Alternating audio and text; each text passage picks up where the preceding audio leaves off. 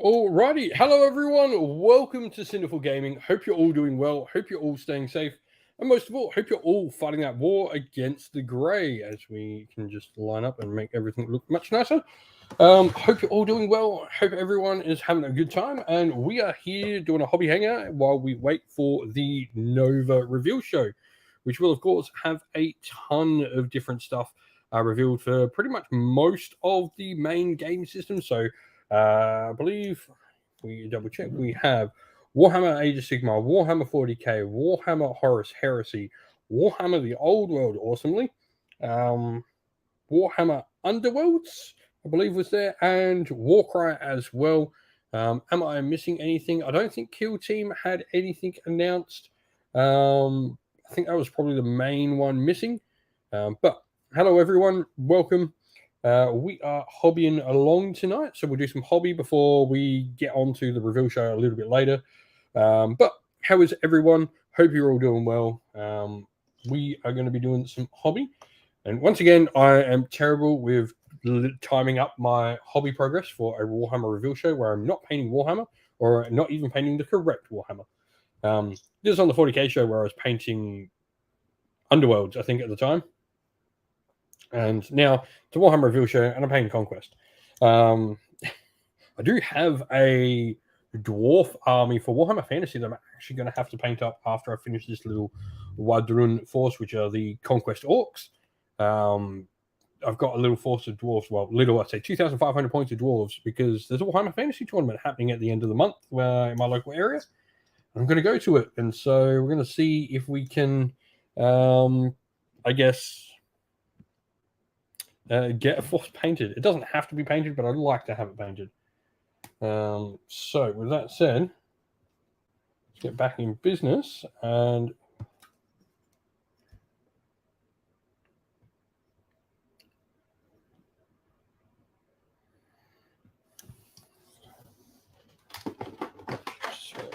away. We'll be needing some Zandri dust. Flesh, I'll need that later though.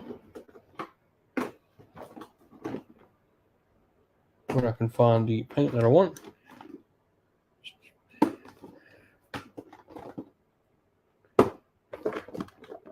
Found just about every other dirty brown I have so far.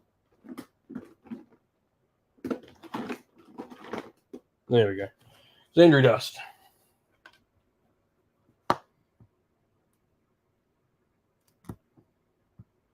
Tomorrow is the end of the month. It is just flying. Well, tomorrow is actually a new month for me because it is 8 a.m. in the morning on the 31st. So tomorrow is a new month for me. So this just keeps on flying by this year. Future is doing good. I'm much better. I've been a little bit unwell. We've had the flu just rifle right through the house, one after the other, which is not fun. So I was pretty sick over the weekend. But feeling better now. Had a good few days.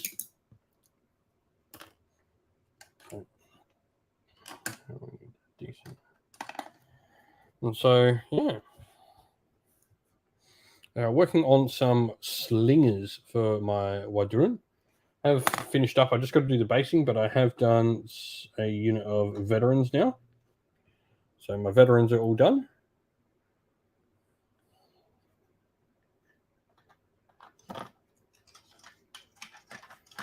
Now I can't put them back on the stand. I've taken one out of the stand, and now they can't go. Now they're not going back in.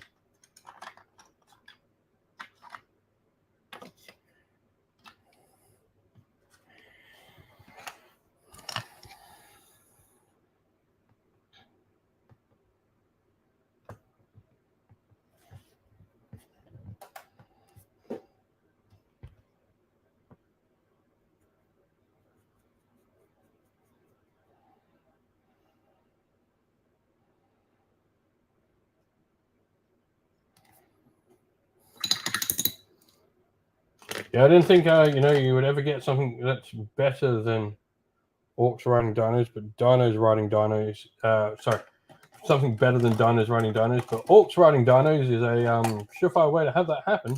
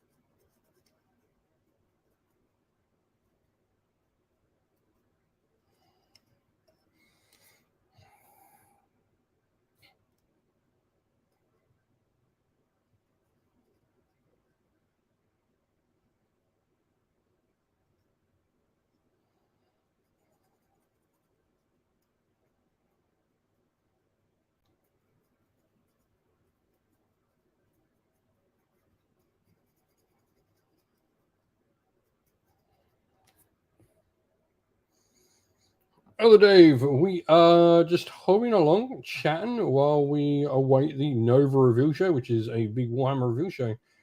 Probably one of the largest ones we've seen for a good long while. It does seem it's going to have like all the major game systems, pretty much all their game systems almost, except no Blood Bowl, no Kill Team, no Necromunda. So it's having all like what you would assume like the big games, so 40k, Horus Heresy, Age of Sigma, and even Old World as well, are all there. I think the only other one that was missing is Legions Imperialis, and that is obviously because they've had issues.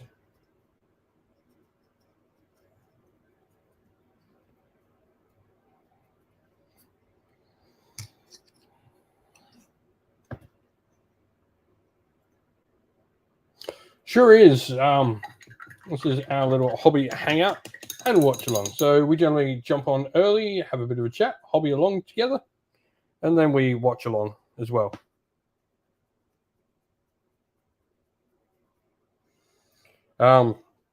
It's just been delayed. I am in a position where I can't say anything. It's been delayed.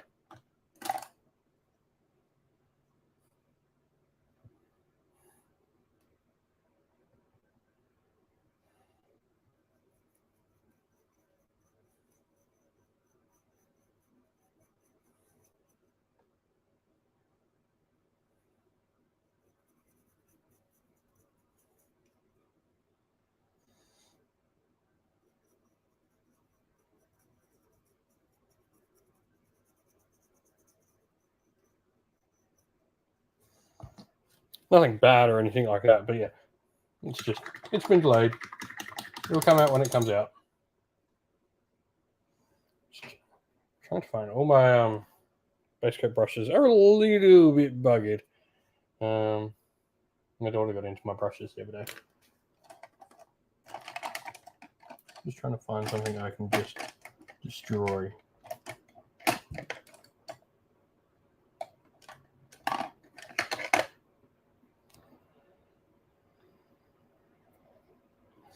Good better.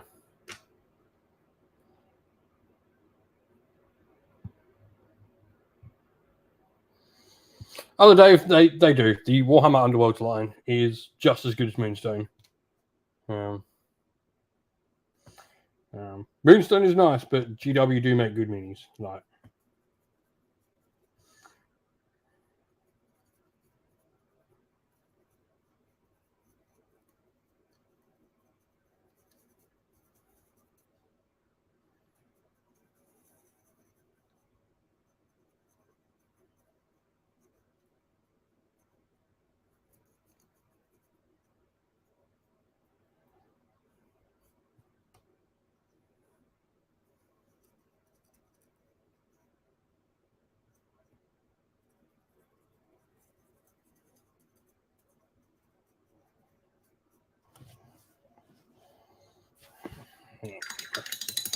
I'm just going to go back to. I have a larger one. Oh, okay, that'll do. So 7.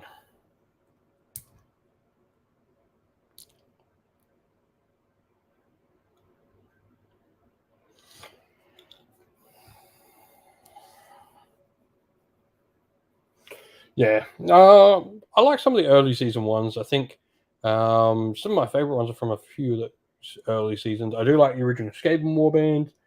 Um, what else was there? Season two, Thorns of the Briar Queen are a really nice set of Nighthorn, and of course, season two does include Molog's Mob, which is still, I reckon, one of the best warbands they've ever released, and Zabag's Gits. So both of them are absolutely stunning.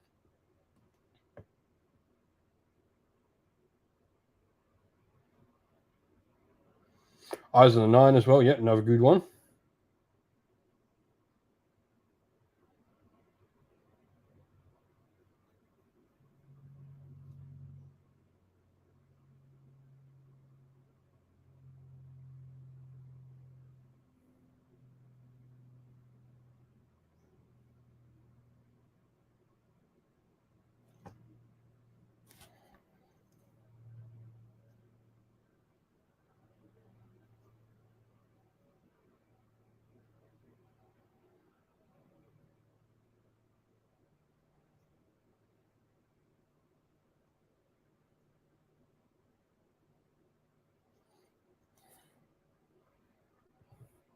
Yeah, Ethelyn's Pandemonium. I did get that. GW were kind enough to send me out a pre-release version of Ethelyn's Pandemonium, and I did get that. So just give me a sec. I'm just going to find something. Now I've got another brush around here somewhere. Be one sec.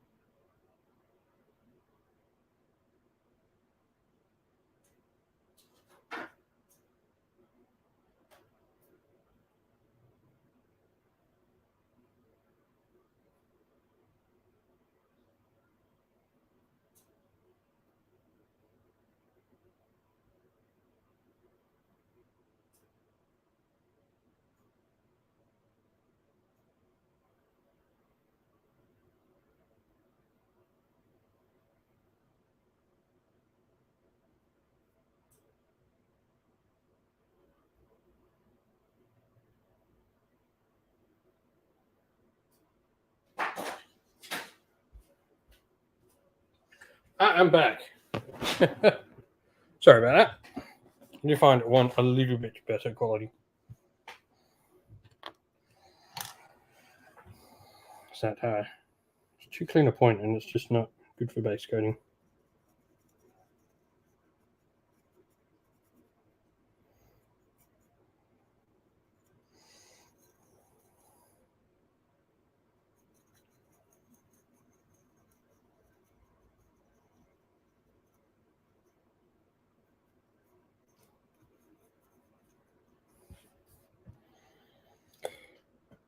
Fantastic. No worries. I'm glad you enjoy the channel, mate.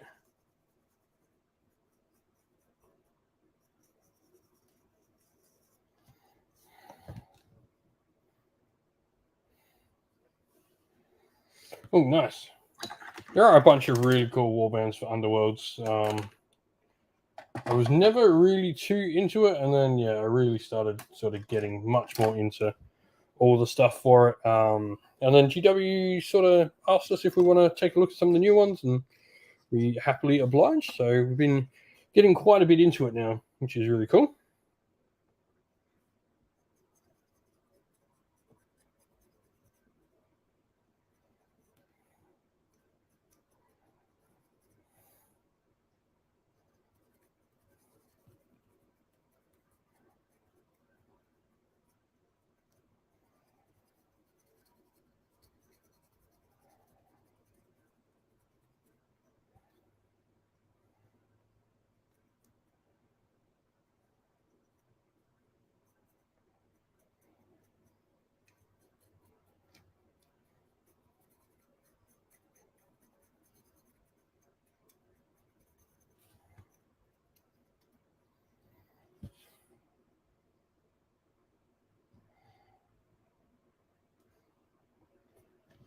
The game's really fun. I quite like Underworld. I like Rivals format. The fact it's just like pick up and play is a really big, nice thing for it. So simple. You just pick a Rivals deck, pick a Warband, go for it. Love it. Absolutely love Rivals format.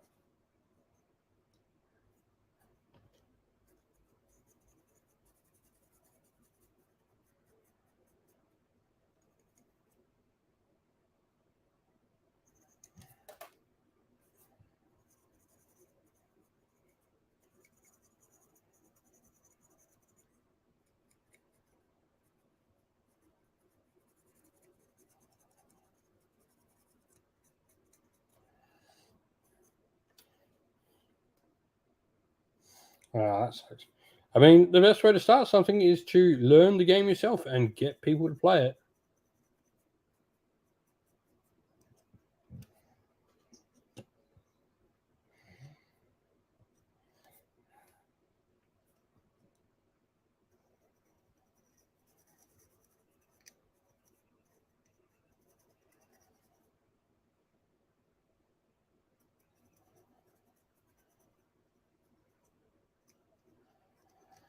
That's what we had to do for Conquest here.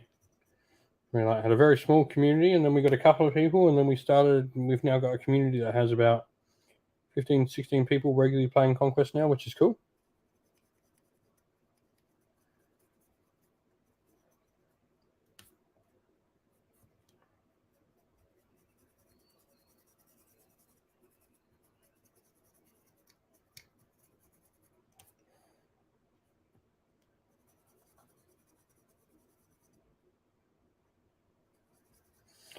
Conquest is a game called Conquest of the Last Argument of Kings by Parabellum War Games. It's a rank and flank style miniatures game set in their own world of Ear. Reveal negative Nezzy is, what are we? About an hour and a half.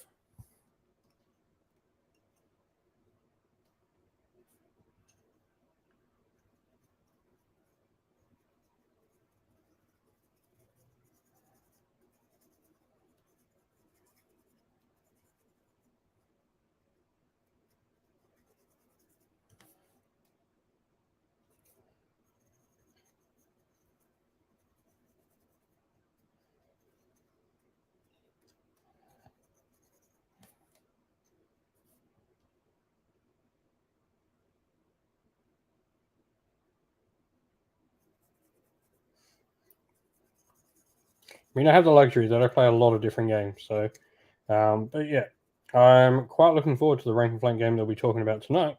As mentioned, I have a Warhammer Fantasy tournament coming up. I'll be taking some dwarves to it. I've got a dwarf force I want to paint up.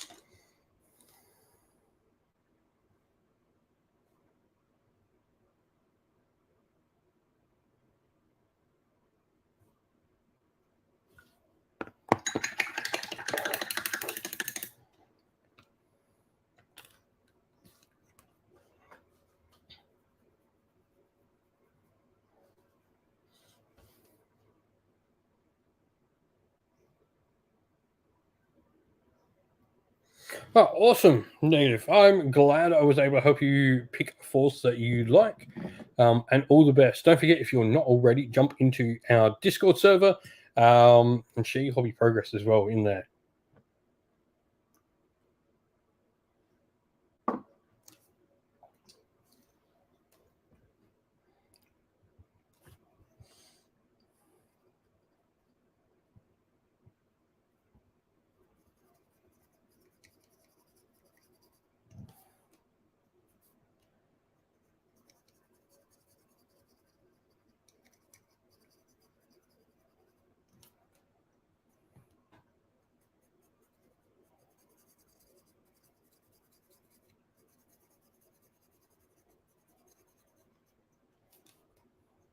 If you need a Discord server link, down in the video's description.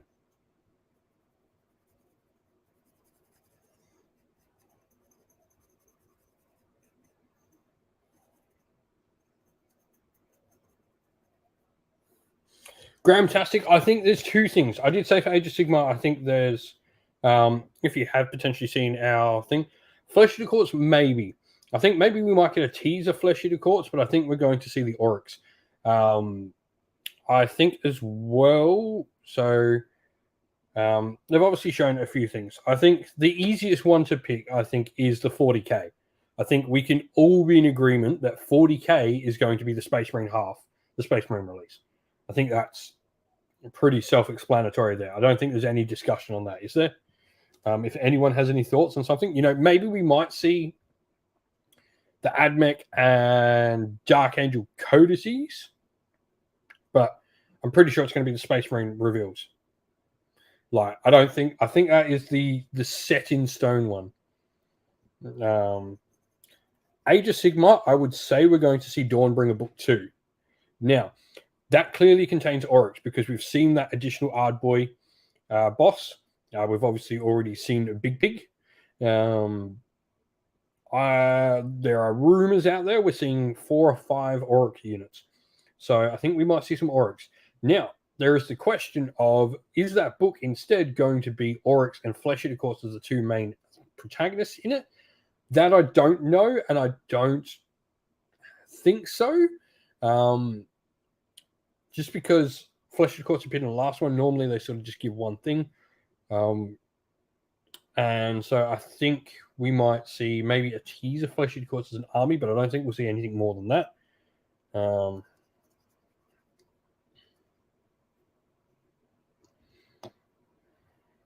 The Squig Handful, I'm pretty sure that's going to be Warhammer Underworlds. That just seems like Warhammer Underworlds to me. Although, to be fair, we have seen Squigs, we have seen Gloomspite recently in Underworlds, so maybe it's Warcry. Warcry was another one that was interesting to me, because obviously they announced on their roadmap that we're going to get 2 Order, 2 Destruction, and we've seen obviously an Order and Destruction already. Which was the Cruel Boys that got revealed last reveal show, and obviously the Wild Corpse Hunters. Now, it's interesting with Warcry because do we get a dual box with those 2 kits in it, in a dual box? So the Cruel Boys and the Wild Corpse Hunters from Cities of Sigma, is that going to be a dual box? Like a 2 army set? Or are we going to see maybe 2 new factions revealed? Or a singular faction again for Warcry? We're going to get individual factions again for Warcry. We're not going to go onto this boxes. Be an interesting sort of thing to see how that goes.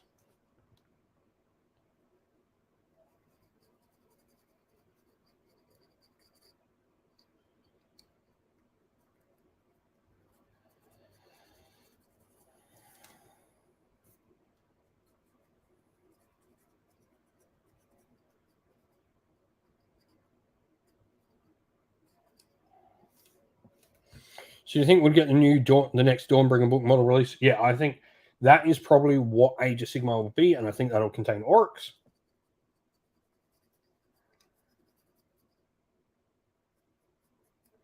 I think that's I don't think we'll see Flesh Eater Courts today, but could be that they bump it forward. They bump forward Flesh Eater Courts because obviously we've seen some things floating around on the internet for Flesh Eater Courts. So maybe we see some stuff. Yeah. Underworlds is always an interesting one of what do we get, because I'm always excited for Underworlds. We do know we're in a new season of Underworlds, so we'll see another starter box for Underworlds. That's probably guaranteed. They haven't said that Underworlds is changing from that format. So Underworlds, I think we'll see the new starter box. So they'll have 2 forces in there. I wonder what they will be. They always surprise you with some amazing miniatures. Like the last Stormcast dudes were really cool. Yeah, but a new book needing updating does not mean it gets an army book. Just because they need it doesn't mean they get it. And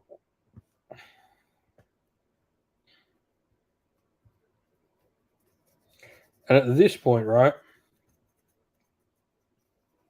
with a new edition next year, I honestly, with Flesh Eater Courts, would rather just wait for a Battle Tome to come out next year. You waited this long for a book, just wait again and get a book that's going to work with the edition. Because if Flesh of the Courts get it now, they're going to be stuck next edition with a book that is an edition old again.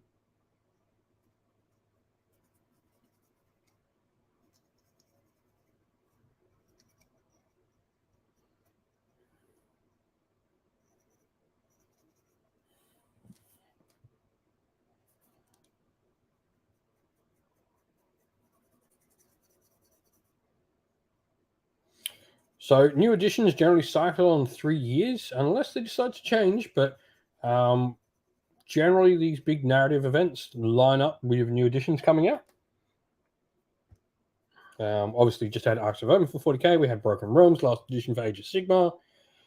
We had the Psychic Awakening as well. Ugh.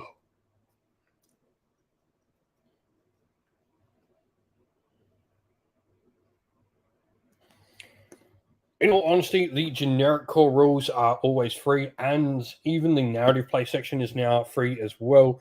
You can go on warhammercommunity.com, you can get the core rules for Age of Sigmar, and you can get the Path to Glory rules, so you can get both matched and narrative play for free. So no reason to grab the core rulebook at all anymore, unless you want the story.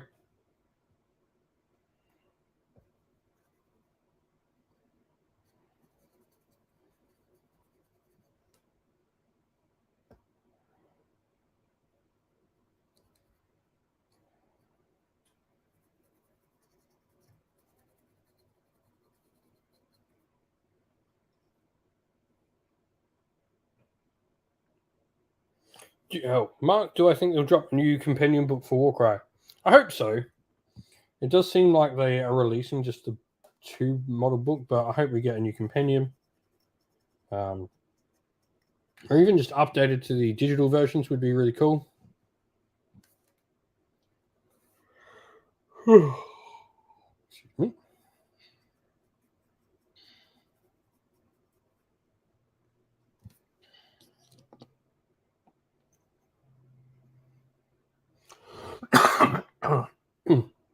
Sorry, everyone.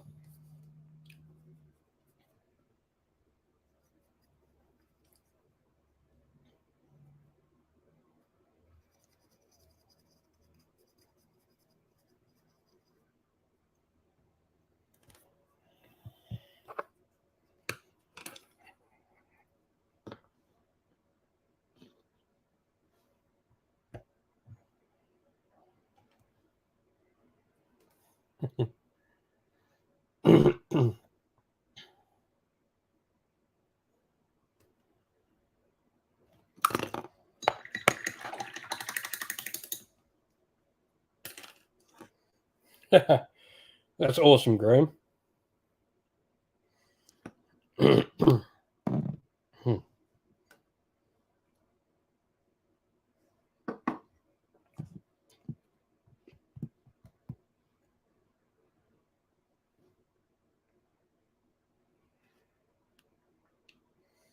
Warcry, I think that's probably what that squeak was for.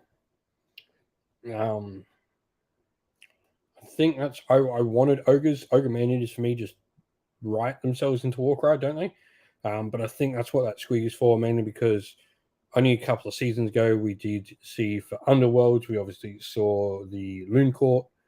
So I don't think we'll see Gloomspite again for that, unless that squeak is for something like Iron Jaws or something like that. Maybe that's what it's for. But yeah.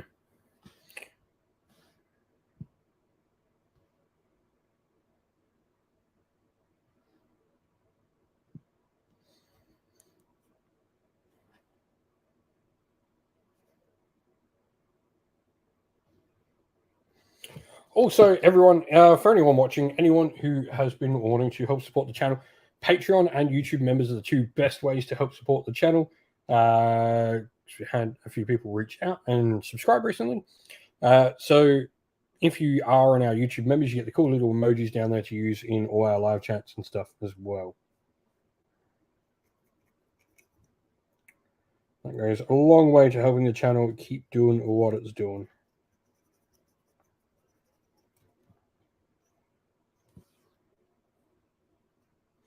Yeah, Mark, I can't wait. Super excited for Cities. I was a little bit like, I was hoping Witch Hunters, but I will take the Wild Corp Hunters. They look really cool with all the doggos.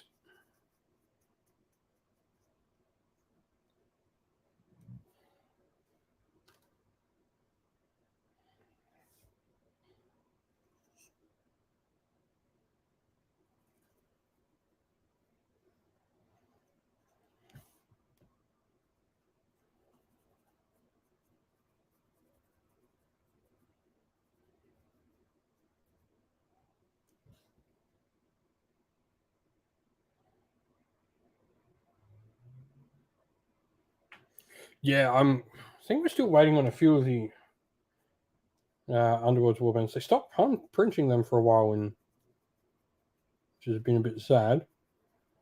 We haven't received any sort of updated Warcry rules for many of the warbands for a while. Well, Age of Sigma army is my favorite. Cities of Sigma is my favorite army. In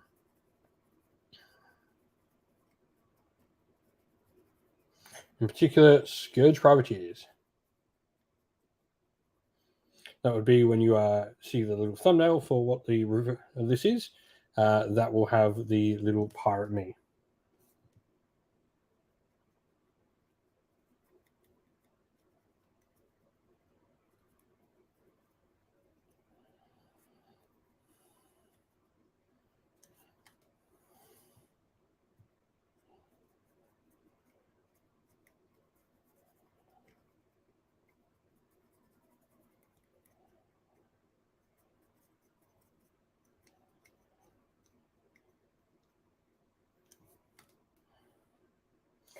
Yeah, we try to do this at least once a week. Last week was missing, as mentioned. I think at the start of the show, been a little unwell this past week, but at least once or twice. Now that I'm feeling a bit better, hopefully 2 or 3 times a week will be the plan.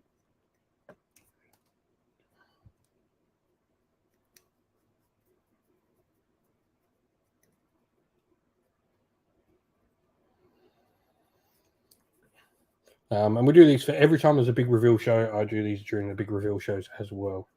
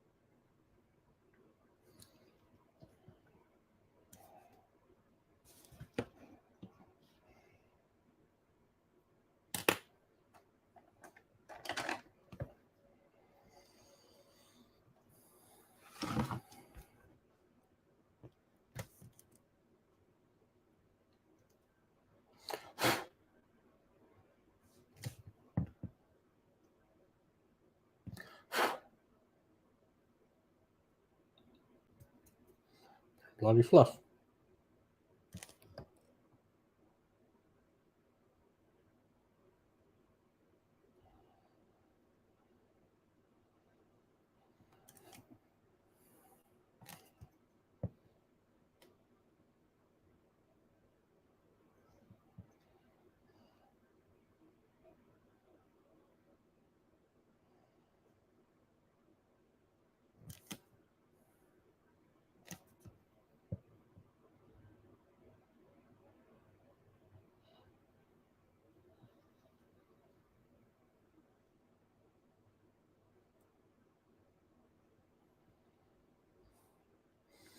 But yeah, so slowly making our way through all these Wadrun.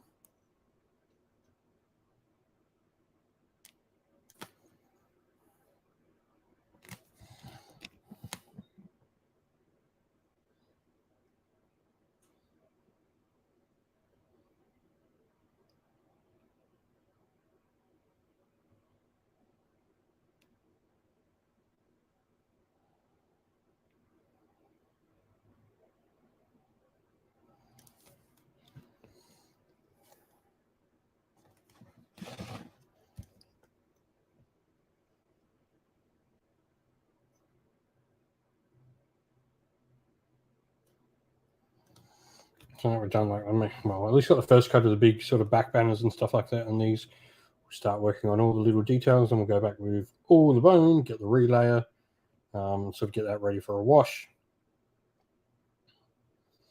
And then I've got to fix up the leather on some of these. I've noticed I've missed a few bits and pieces of the leather. And so we'll get all our base coats down and get a wash done on these. And we'll be ready to layer them up and get some highlights happening on a bit here and there.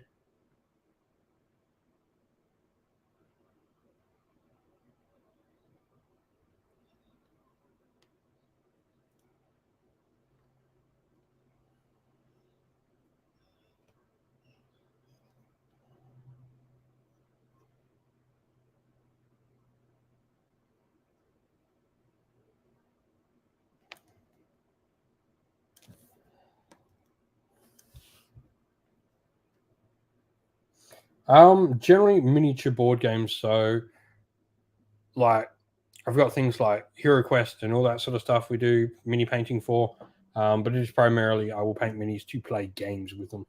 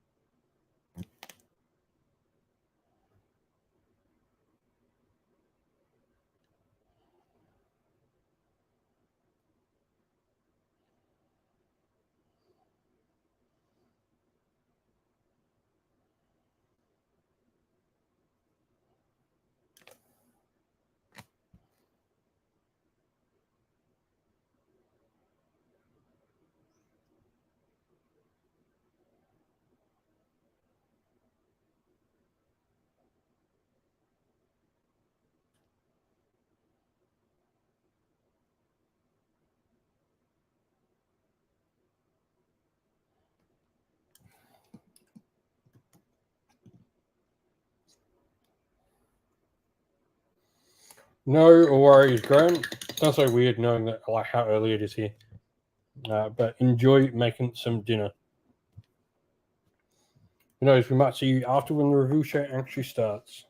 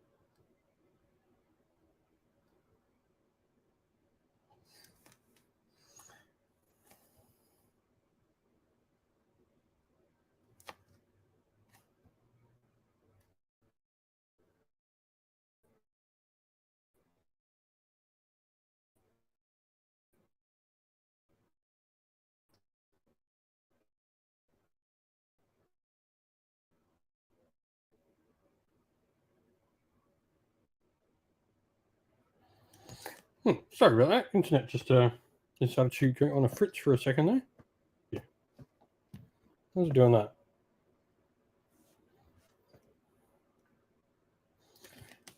Decided just to have a little blip. Apologies, everyone.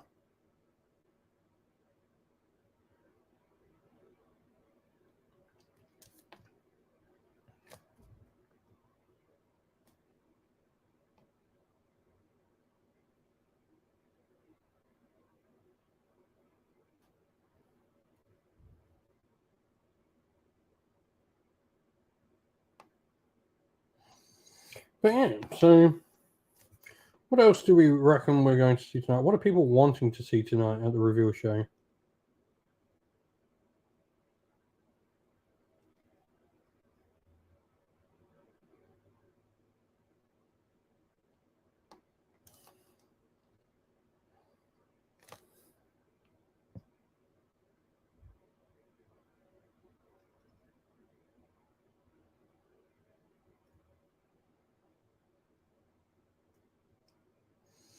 Dawnbringers in a roadmap? Yeah.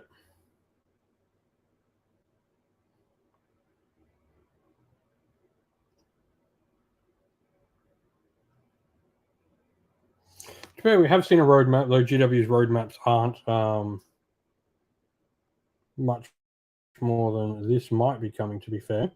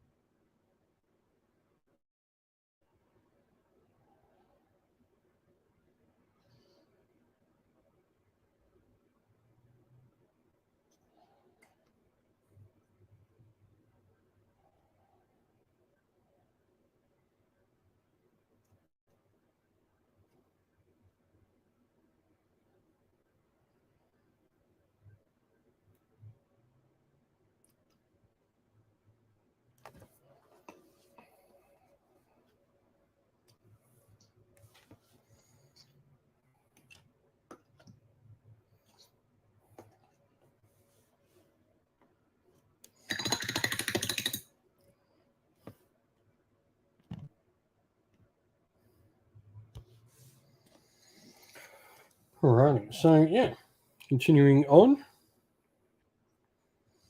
Yeah, roadmap wise, I think we're probably, it'd be nice to keep the updates for those roadmaps, them just sort of showing, the next sort of month added on to the end, or, however long it's been since the last one, just sort of moving their roadmaps along would be really fun. So to continue to see, I think the last reveal show they did really well with putting out a decent amount of roadmaps, really giving us like some clear indication as to what is coming.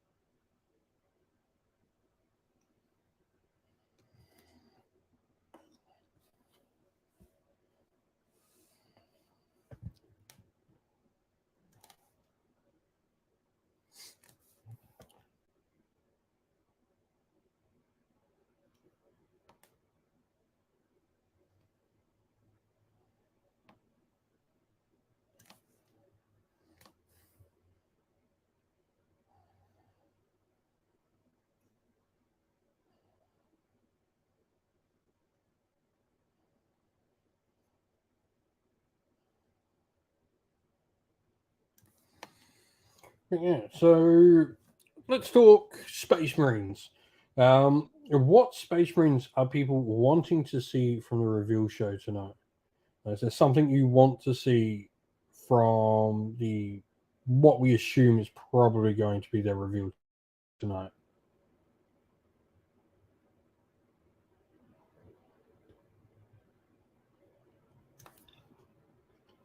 I think like the obvious one is we want to see some Assault Marines with jump packs.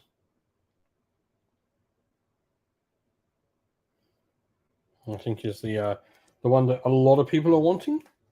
I hope we see Assault Terminators. I would really like to see Assault Termies.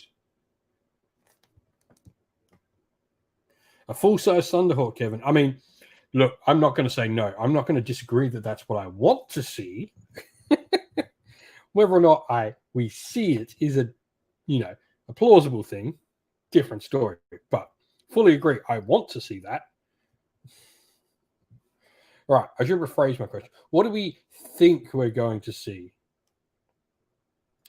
I will say though, I loved that reveal show, the reveal for the whole tiny Thunderhawk, where it's like looks like it's full size because it's showing the big thing, and then you see Nick Baton's hand come and grab it.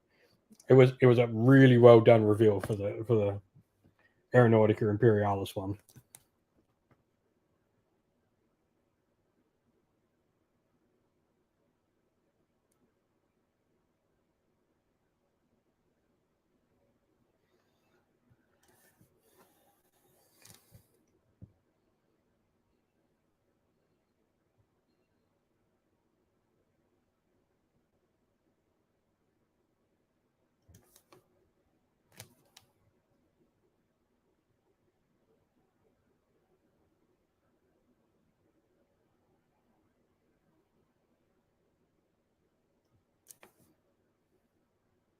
Yep.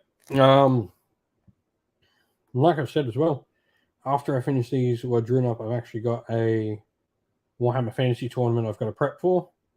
A Dwarf Army I'm going to be taking out today. So I am very excited to see what we get for Fantasy.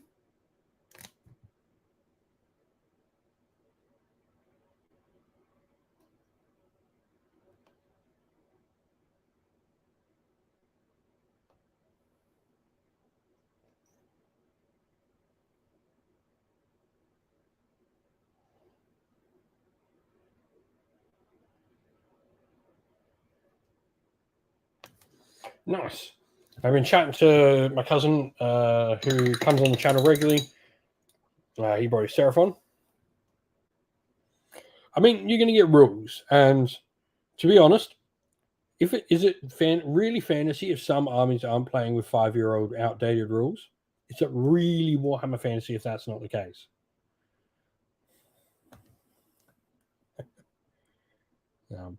Someone's got to be using a 3rd edition book in an 8th edition game. Otherwise, it's not fantasy. James, we are painting up some Wadrun slingers today. So, a sling with their little rocks. Like, I want that proper fantasy experience. So I'm going to play with one of those outdated armies that's not getting rules.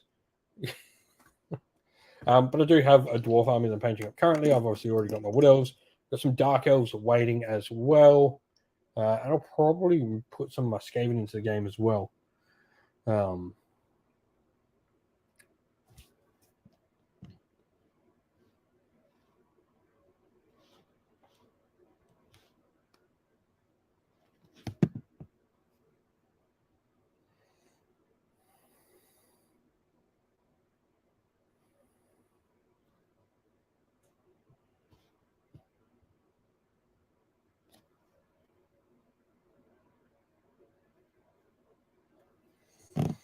Yay, just got a message from the wife that my son's kindy now has 2 confirmed COVID cases. Fun times. He's got a freaking dental appointment and cracked his tooth. So we're getting it removed, so it needs to have surgery for a kid for dental. And that's on Tuesday, so let's hope we don't get that. When does the reveal show start? In just under an hour now.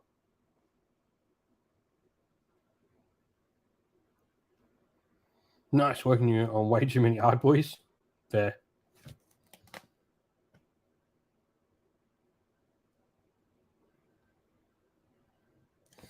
Now it'll suck if we see a new hard boys kit today.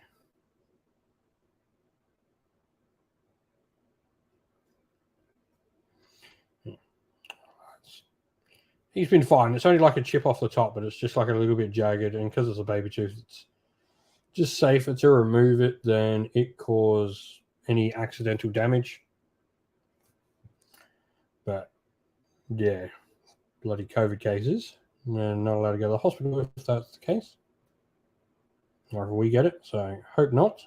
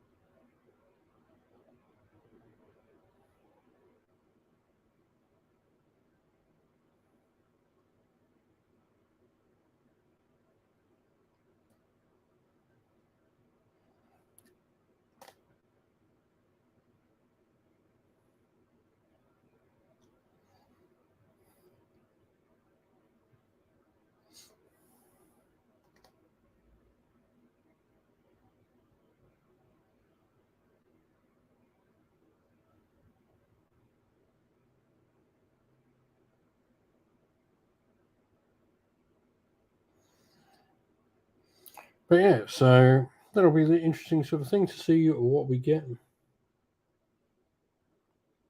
So Iron Jaws, obviously, like there's been a rumor that there's 5 kits for Iron Jaws, right? So what do we think? Having seen probably 2 of those 5 in the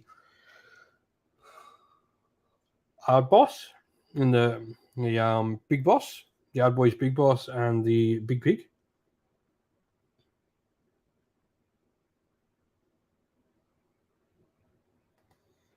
What do we think we might see? I really would love to see a Gorgrunter chariot. In all honesty, I think orcs and goblins for me back in the day, like chariots were one of the things. I think a chariot would still fit with the idea of Iron Jaws. Give me a Gorgrunter chariot. Give me a Gorgrunter big boss, mega boss.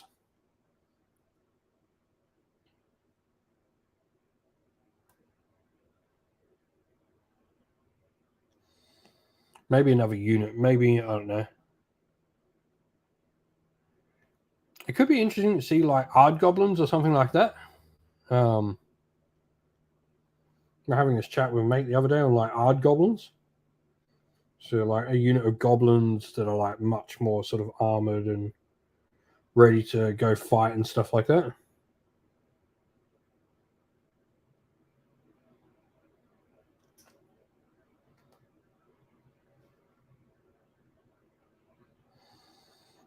Sadly, I reckon Savage Orcs will go the way of Old World, but that's not a bad thing. Because if they just get moved to Old World, that is, a positive, because that means we will see updates for them in that game system one day.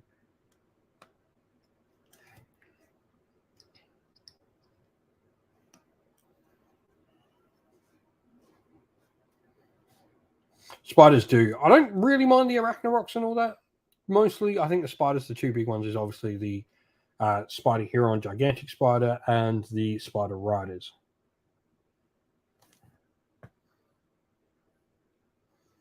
I almost always think that like spiders are. I go, oh, they're not that old. I remember when they came out.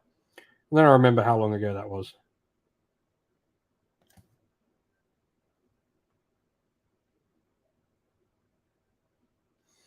I mean, what about like heavy squid cavalry? Could be a really fun one. Sort of like a Age of Sigmar variant of like the Squig Hog boys.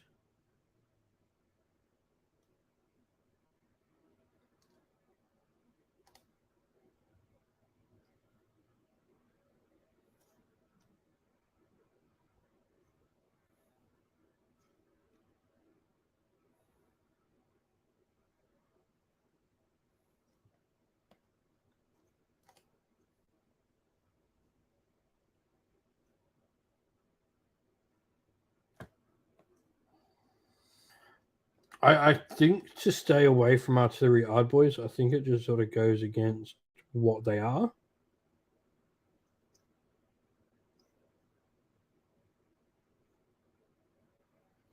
I think like some cool, not directly Iron Jaws unit could be cool. So whether that is, you know, hard goblins or maybe even like an armored, like a heavily armored man crusher gargant model, or trolls, something like that for them. Could be a really interesting sort of addition.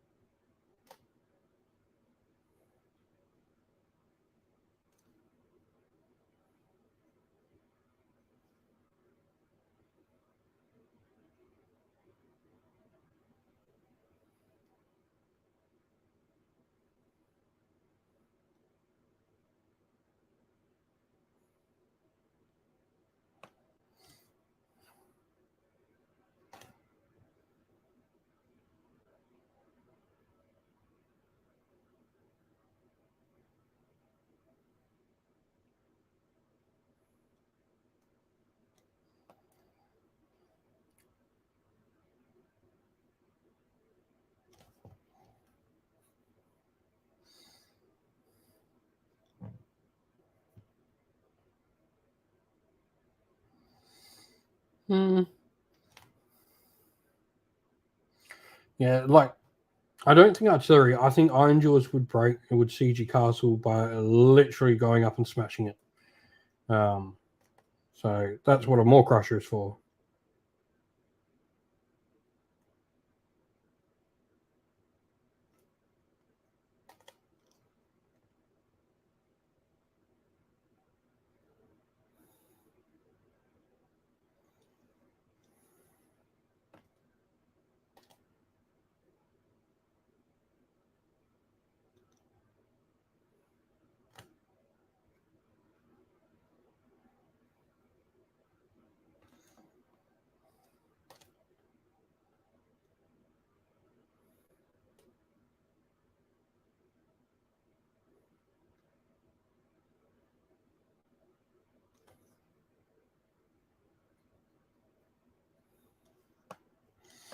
For like Gargant, like a Man Crusher, like armored version, I'm thinking something like the old Siege Gargant for Chaos Dwarves back in Warhammer Fantasy. Be a second, I'm just turning my heat off.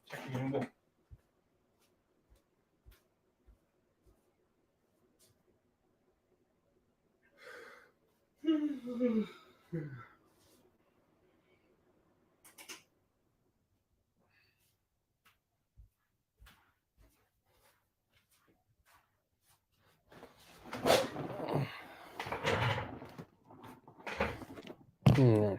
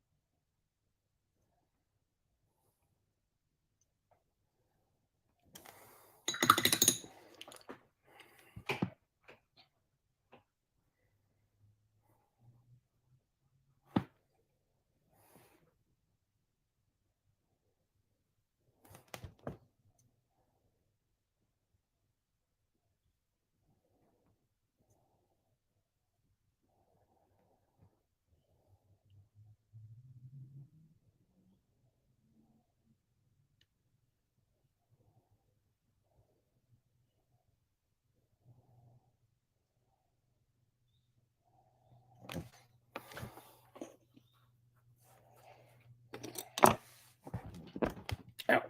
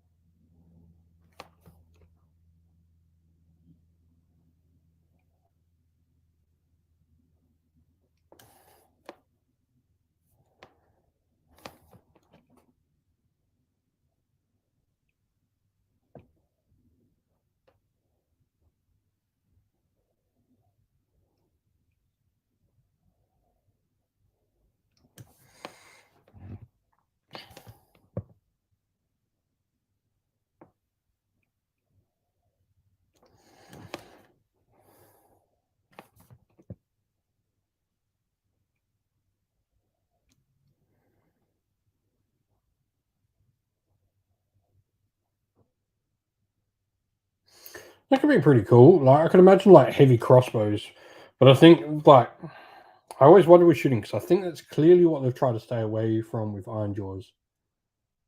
Um,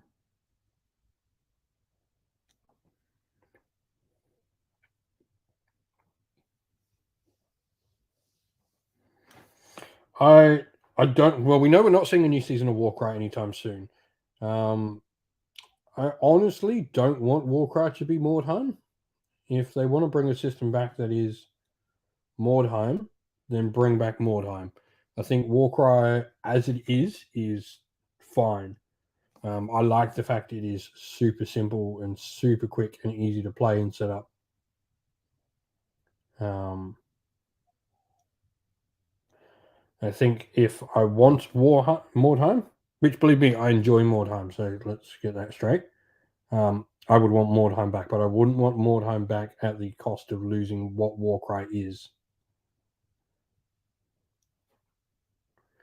and what Warcry provides.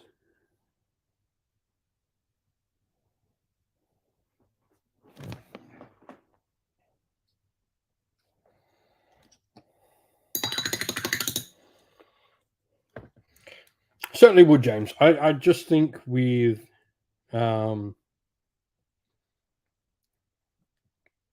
what do we call them? I just think with the fact that Crawlboy's got like bolt boys and stuff like that, the fact we still haven't seen a range unit come out for them in any variety, whether that's any artillery piece or anything for Iron Jaws, I just don't think it's something Iron Jaws are ever going to get. Um, yeah, there definitely is some stuff, and Toma Champions definitely helped with that, Kevin. Um, I think we are desperately needing a new Tome of Champions to sort of update and give us some more stuff. But yeah, I like the more really nitty gritty, in depth stuff. Like, let's bring back actual Mordheim. Which with the old world, I think there's every chance we see Mordheim. I mean, they've already shown with Horus Heresy and the fact Legions Imperialis is coming out to show that they will make a secondary game. They consider Horus Heresy and Old World main systems.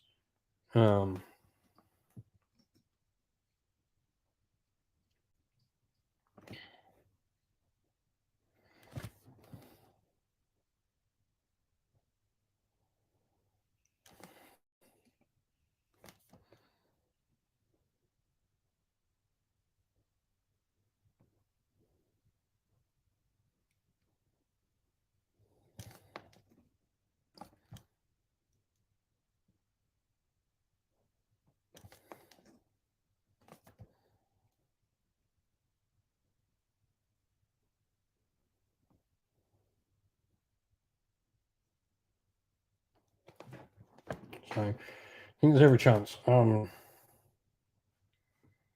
yeah, I really do like Warcry for like its simplicity and how basic the system is, whilst also having amazing miniatures.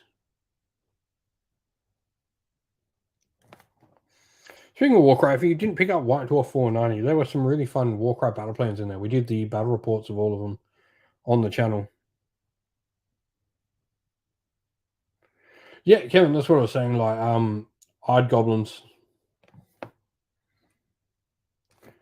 I think would be a cool one for Iron Jaws. I think that's more likely than a shooting unit getting a chaff unit. It's not really chaff. They'd probably end up costing the same as your Ard Boys, just be twice the body count for a little bit less punch.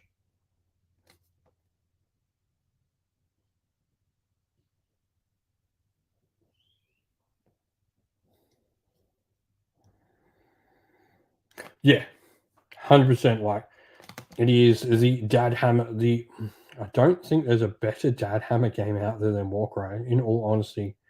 So quick and easy. Like the fact that you can go, cool, we're going to play a game. And if you don't have time to figure out an Arbanist to change everything up, just go grab the box set, the contents, and the fact the box sets are made to be a force.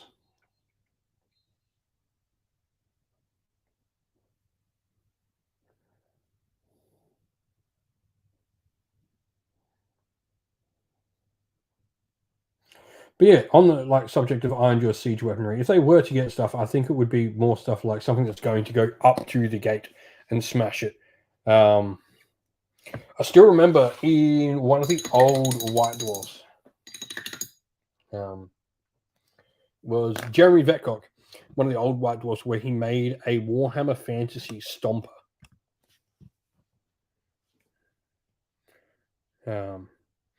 And so essentially how it worked was you had these orcs on the foot that would lift the foot and move the foot. So they would like lift and move the foot forward. And you had that on the other side as well. And of course you had these orcs that would pull the arms back with like these giant freaking things. It's pretty cool.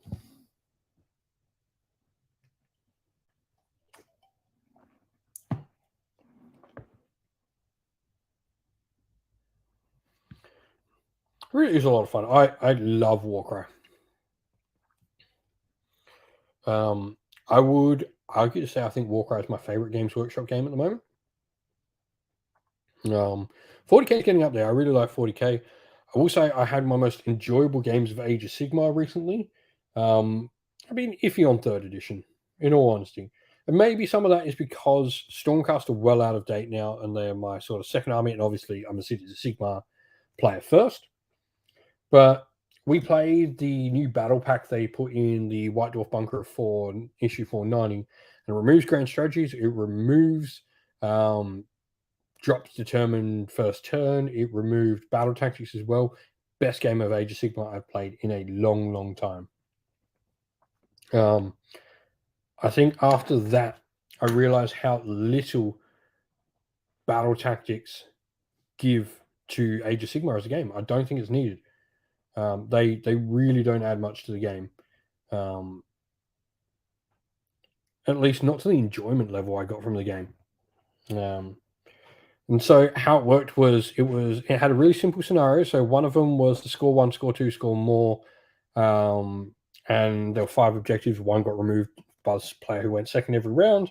And then there was literally battle for the pass. The whole 1 for your territory, 2 for the middle ground, and 4 for your opponent's one. That was really fun. We have just over half an hour mark until the reveal show. And then, yeah, there's another one we haven't put the bat wrap up for, so we'll have to wait and see that one. But yeah, they had, victory points was the primary. Whoever killed the most units, not points, units, broke ties, and then it was just a draw.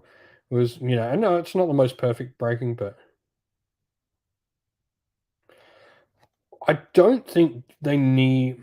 It'd be interesting to see what they do in 4th edition, Kevin, because Space Marines, honestly, with all their characters, are fine in 40k now. I think the way they've built characters up in 40k with these abilities to pass on to units and having them join units is a really fun way, and it would work great for someone like Stormcast to have all the characters have meaning again. All of a sudden, if putting an Azeroth in a unit of prosecutors gives them something different, and then putting the Venator gives them something different again, and the difference between putting the different wizards, you can make an Incantor and make a Knight Arcanum, different rules to put in. It works in the 40k one, and I'm hard pressed to find any 40k Space Marine hero that I don't have at least an idea of.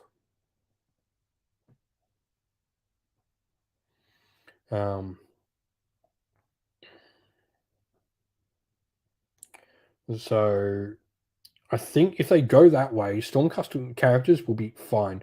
And it does mean that all these armies that have these little characters can really open up options for how you sort of build armies, which is cool because you got to think about it this way. For you collecting as well, the fact you don't get new units isn't always a bad thing. If you get this new character that can completely change now. So look at Iron Jaws, for example. If we were playing in 40k rule styles and you had, you currently got your War Chanter, your Shaman, your Mega Boss, all that. You put them in a Ardboy or a Brute unit, whatever, and they all give something different. All of a sudden, you can add another character into the fold, and those single character releases that they do mean so much more now because it actually provides a really different change to how that unit can function on the tabletop. So say, for at the moment, we can, I can think off the top of my head some of my favorite ones for Space Marines. The Judicia is a really fun one. Character you rarely ever saw before, but now he gives always strikes first to the unit he joins, which would be really fun for a counter-offensive combat unit. And you've got other things like, look at the 2 characters that come in the starter set with those Terminators. Putting your captain in them gives you reroll to charges, so great when they're coming down on deep strike. Or you can have the Librarian who gives them sustained hits, which actually is really good for, say, having a more shooting style use for those Terminators and really getting that Assault Cannon to do some work. I think they both it would be such a great system to bring to Age of Sigmar and would fix so many issues of the single character releases and indeed fix so many Stormcast issues as well.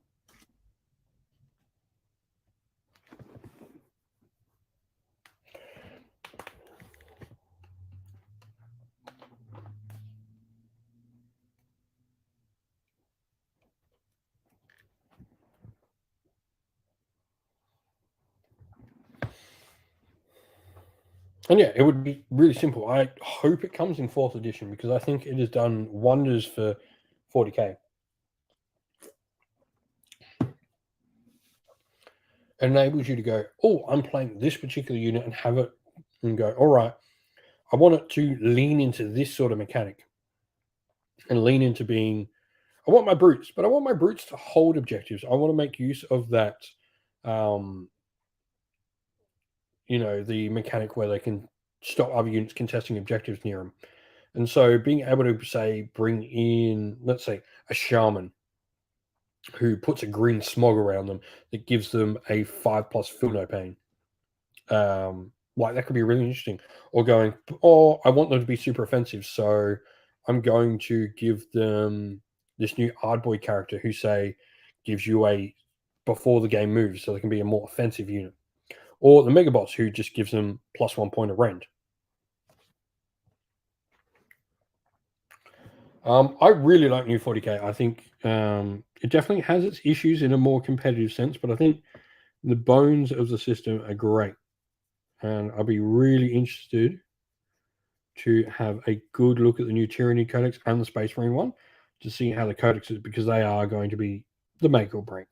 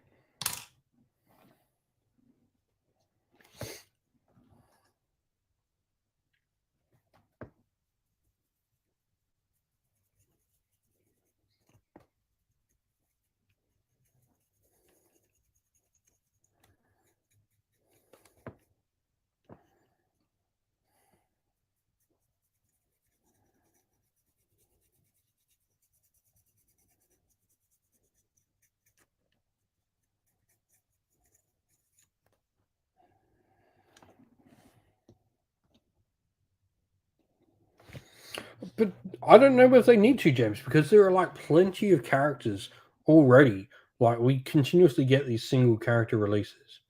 So I don't think they need to, because there are like armies like Leagues of Votan where it works just fine. They're a really low model count army, but you have the Grimnir, the Brokir, Ironmaster, the Carl, and the Einhir champion, and Uthar the Destined, I guess you can include in that. 5 characters. And that gives so many options for Votan to play around with. And you can have more specialized, like in that the Einhir champion can only join the Hearthguard, so he's a very specific upgrade to them. But other units can take most of the other options.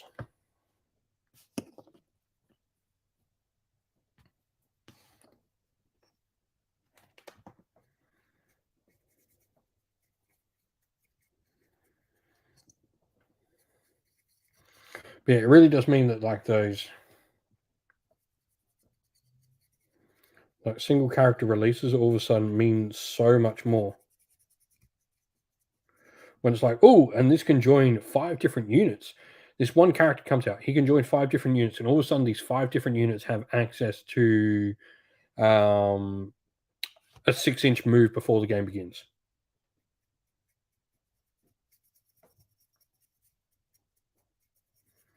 Or those 5 different units that he can join all of a sudden now have outflank.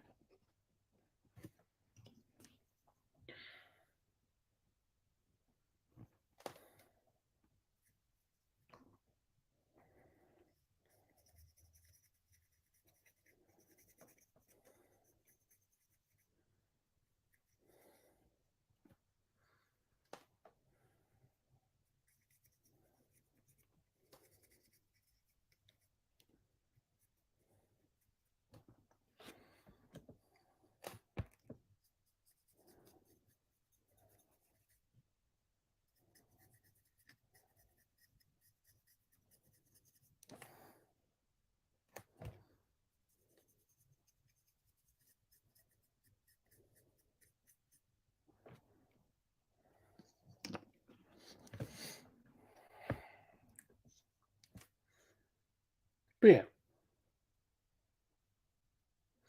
Oh no, no, no, James. Sorry, don't mean to take it that way. Sorry if that sounded. Yeah, I think it would be. But yeah, it does mean that, like all of a sudden these single character releases mean so much more. I think it would be good. It's been great for 40k. I really, really enjoy it. And then, you can have precision units in there in the game too to enable you to pick out and remove these buffs.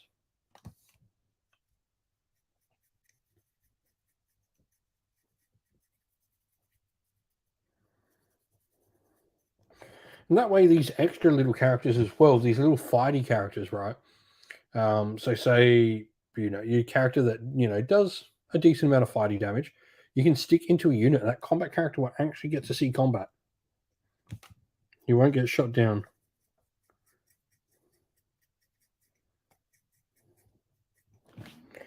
Just actually put a little bit of extra damage into your units and go, well, I'm going to throw in an extra 10 attacks at this damage.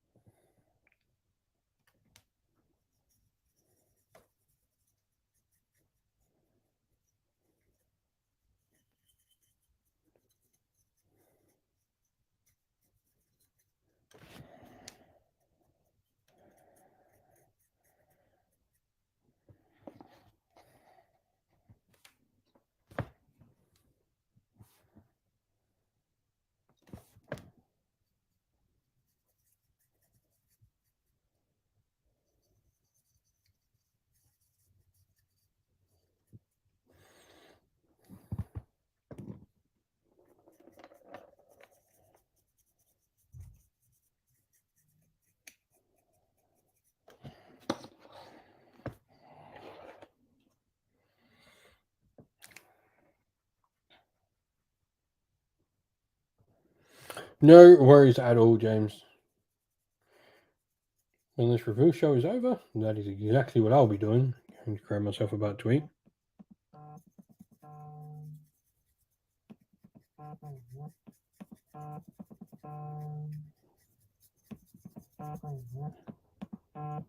Give me one sec.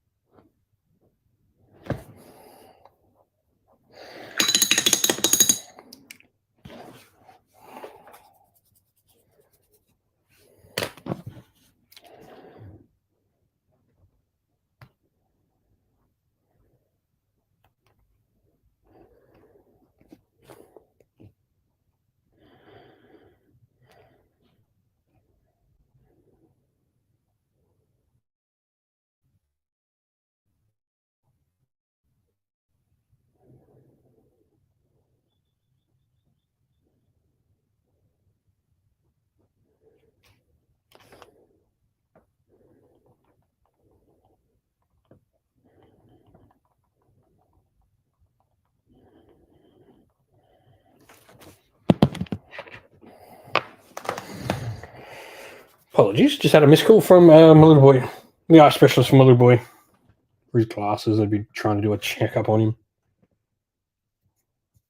Of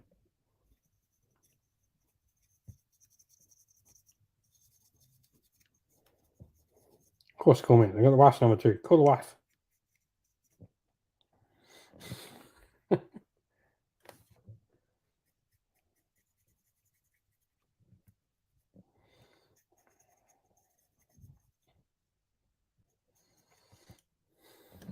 But yeah, so been quite excited. It is. We've got about 20-ish minutes before the reveal show starts, which will be great.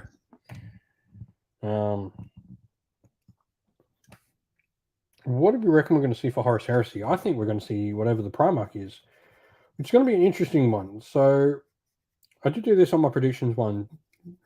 If we start seeing Demon Primarchs, right, for Horus Heresy, do you think the Demon Primarchs will be cross-compatible models? Do you think we'll ever see a Horus Heresy Angron, or will we just see the same model? Same with obviously Mortarion. And are we going to get cross-compatible, or are we going to get like an Angron model for the Horus Heresy that'll be different than the other Angron? Nate, hello, mate. Yeah, we have a reveal show coming up for GW, so I'm streaming.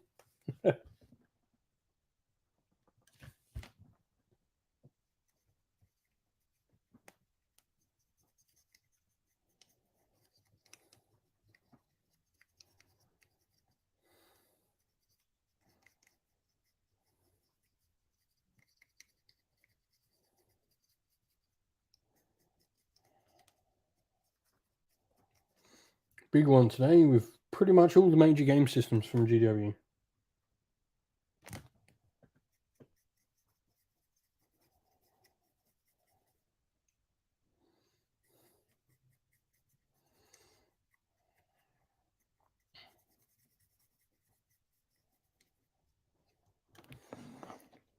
I will gladly say I have not played any of that Baldur's Gate. I just don't have time for video games. Video games means less time for painting minis. And playing mini games. I think the only video game I really play now is Pokemon. And that is a guilty pleasure.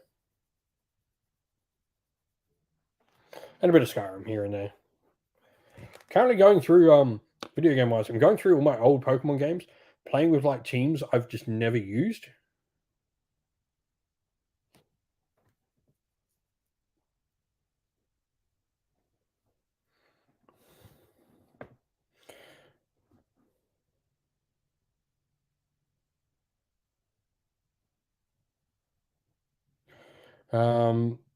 Ladamia. Yeah, no one in your group. Yeah, even just Legends rules. Even just Legends rules. Like, do they have Legends rules for the Heresy stuff? I don't know. Sorry.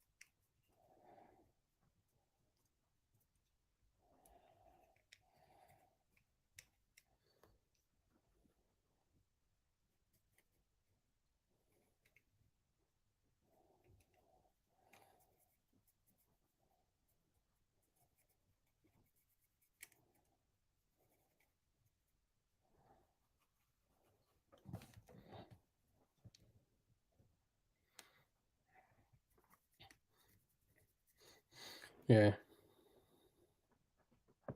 Nice. That is always good. I've been tidying up the shelves recently in here, just organizing, getting everything back on the shelves. It's been too long before I've organized and sort of made everything look pretty in here. So I figured it was about time I did it.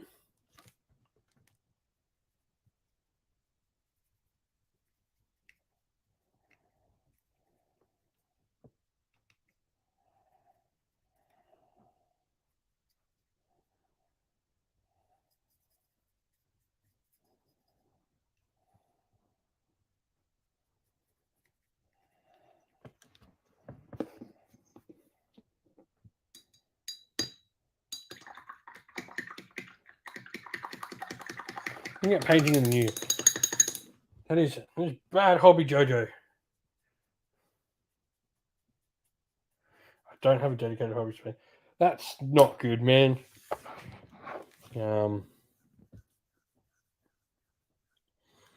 But so it's currently 1:45, so I'm just going to organize and getting the stream ready to host.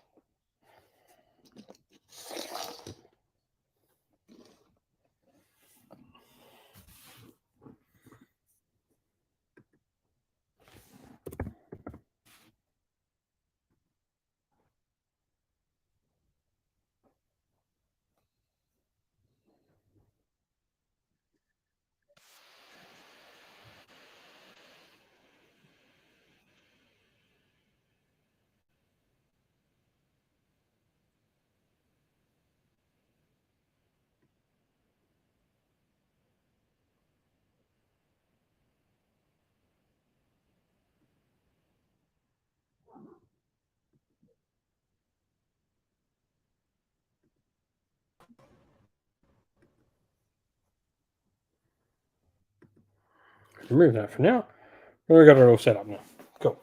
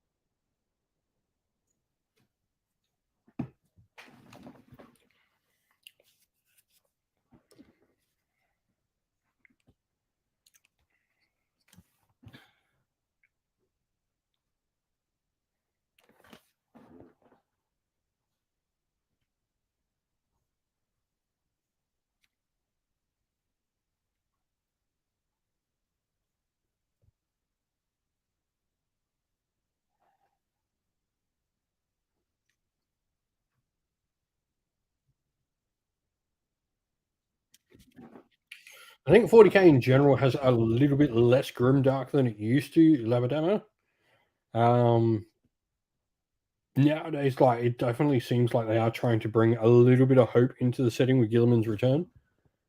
Not a lot, but a little bit.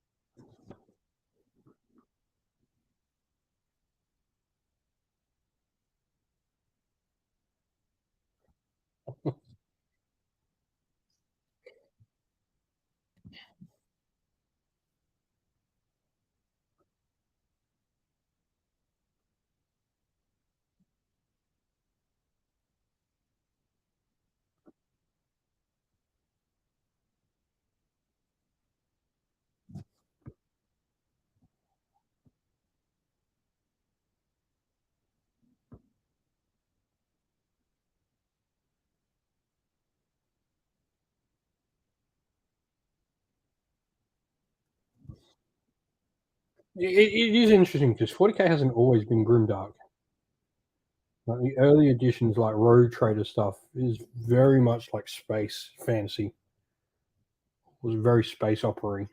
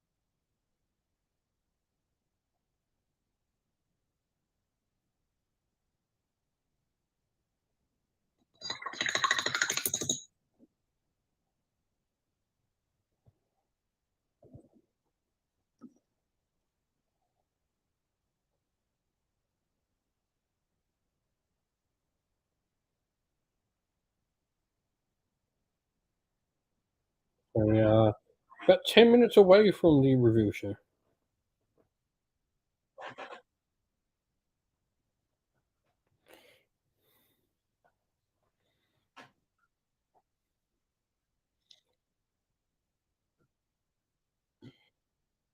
Yeah, but it might not have agented, but a lot of that shaped the identity we would like. A lot of things from second edition and first edition are still in Warhammer Fantasy to this day. Um, sorry, and still in Warhammer 40k to this day.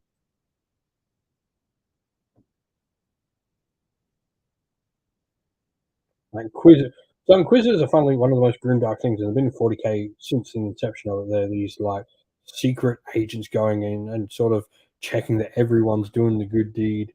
There's lots of like notes of road traders hating them because they would go and make sure the road traders aren't doing any illicit dealings.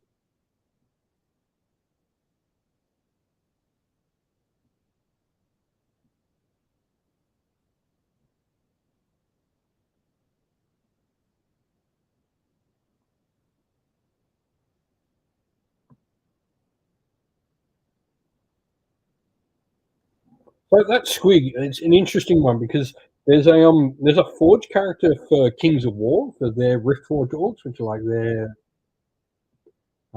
armored sort of heavy orc army.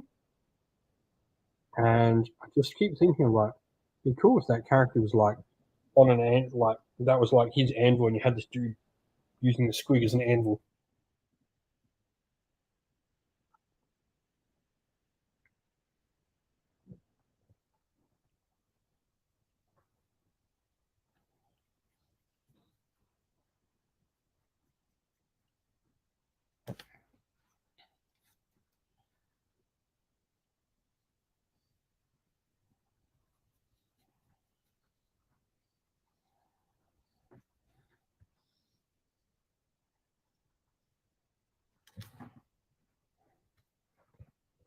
You want plastic Derridaus?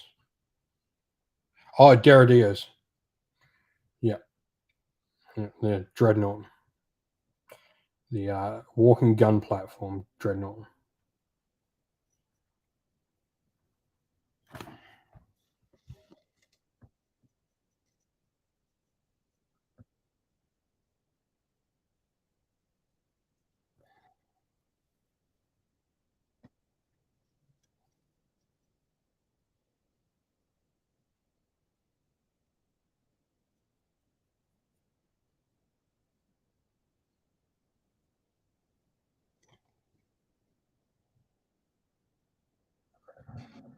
All right, I'm going to take a quick toilet break, and I'll be right back so we can get the review show. Should be back when I get back.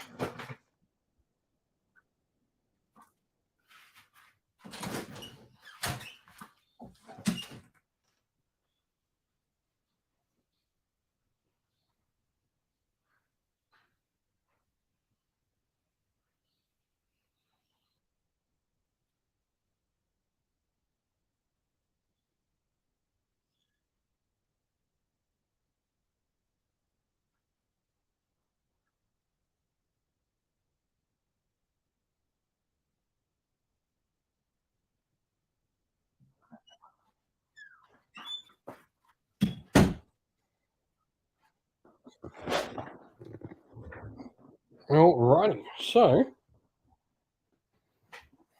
let's go check out the reveal show.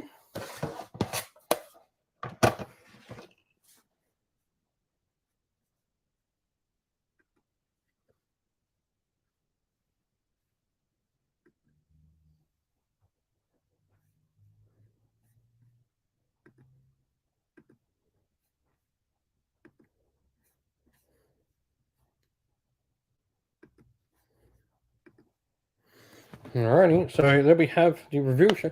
Sorry, Blood Bowl was announced on this. My mistake. Blood Bowl was announced. Eduardo Rodriguez Correa. Hello, mate. Any tips on painting eyes? So, a simple way to get an eye effective. So, when you're painting a model, so depending on what hand you are, depends what this is. If you're right-handed like me, you start with the right eye first, right? You start from the center and flick your and pull your brush out. So you start from the nose because you can always fix up the nose. Because it's a raised surface on the nose, it's easier to fix up the nose.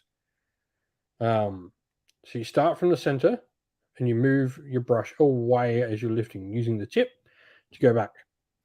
And then when you paint the opposite eye to whatever hand you are, do that, but do the model upside down. And it'll enable you to get the first dot and then move in and then move out.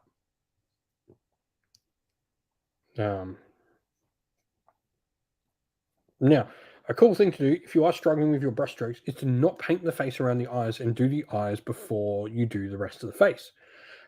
Because it is a lower down recess, it's easier to paint around and fix up the eyes than it is to do them and potentially mess up all your hard work to begin with.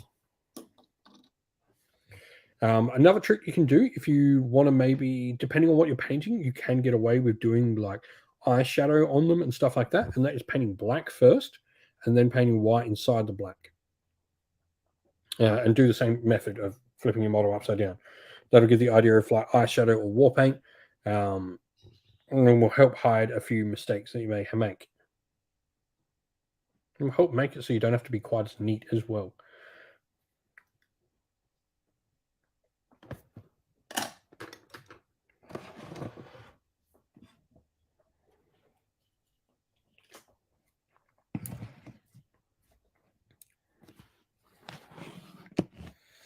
And so, this is the Warhammer reveal show. This is what we're going to see. GP Grant, hello, mate. How are we? Hope you're doing well. So, reveal show, we are going to see Warhammer 40k, Warhammer Age of Sigmar, Warhammer the Horus Heresy, Warhammer the Old World, Warhammer, Warhammer Age of Sigmar, Warcry, Warhammer Underworlds, and Blood Bowl, game fantasy football. So, it's be interesting. I think Blood Bowl's the only one we haven't really talked about so far. We obviously saw that, I guess, Dark Elf Corsair character, but what do we reckon we're going to see for a Blood Bowl team? Be really interesting to sort of see where we go. Yeah. But yeah, so I strongly recommend before you do like your final touch-ups on faces and stuff like that, do your eyes before that if you're struggling while you're learning, because it's easier to fix up like the cheek and the nose because they are raised detail than it is to fix up the eye. So it'll definitely give you some help later down the line. It's just when you're doing those final layers and highlights, do your eye before that on your face, and you can work your way around it. That'd be a tip I give to anyone. If you're beginning to learn to paint, paint your lowest recesses first, because it's easier to hide those low recess issues with a wash than it is to go back and pick them out and fix them up.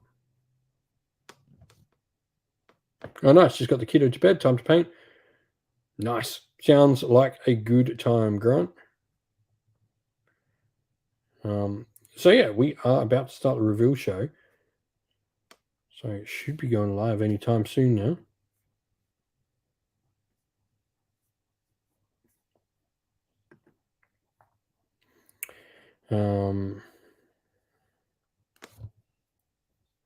Yeah, but really interesting, like Blood Bowl, like, because we've started seeing teams that aren't, like we've seen the Snotlings, which aren't a team that has ever existed, and so I start to wonder, like, what teams will we see now? Will we see more of these? Could we see maybe like a Savage Orc team? Could be interesting because we obviously saw the Black Orcs and we saw the Human Nobility. Could we see like a Savage Orc team? What about like a Spider Grot team? Could be interesting.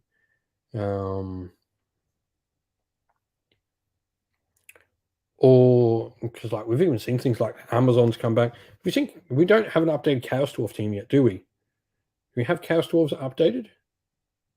But you can see, like, imagine even like a team like Forest Folk. So Tree Spirit team.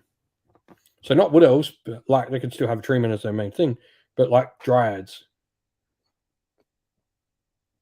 and all your little like spites as your team could be a really interesting one.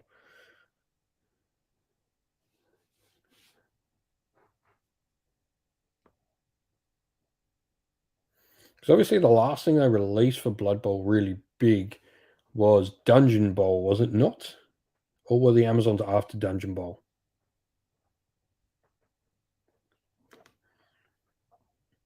Right, it's 10. Warhammer, you should be live now.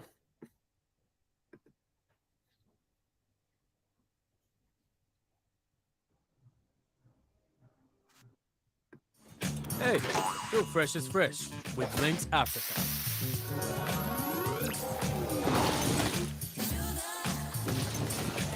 Let's do this open. That's not what I want.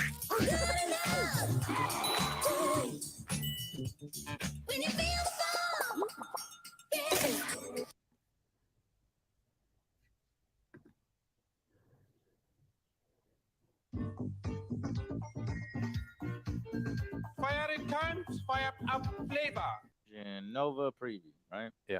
Assault Marines. Clonk cordially invites you to the Nova Open preview. The Nova Open preview is happening on Wednesday, but before we get there, we have another very important miniature to show off beforehand. Take it away for the intimidable, the indignant, Rockbrow Squig Clonk.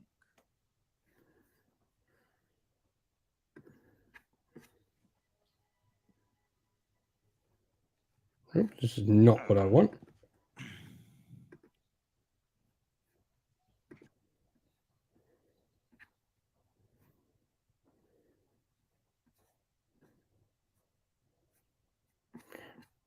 I've just done a goof and gone on the complete.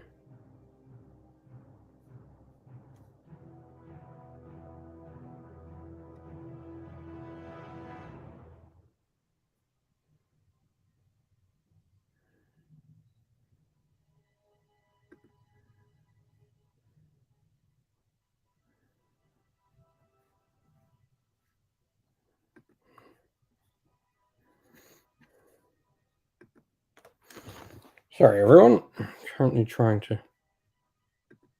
All right.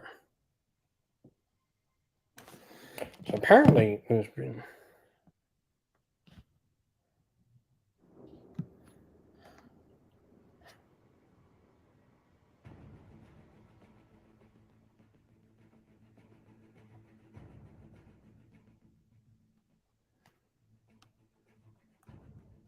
The next Warhammer preview is just a...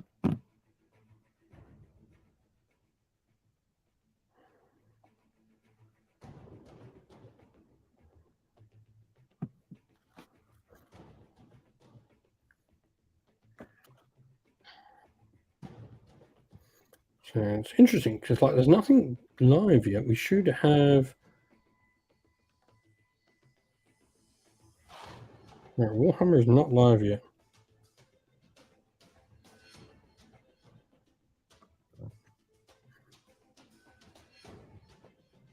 So they should be on live anytime soon. They are late. I had an issue with this last time where they were late last time. It is the time they should be going live right now. If I'm correct, it should be time for the review show over in America. We didn't post up Australian times this time. It was really annoying.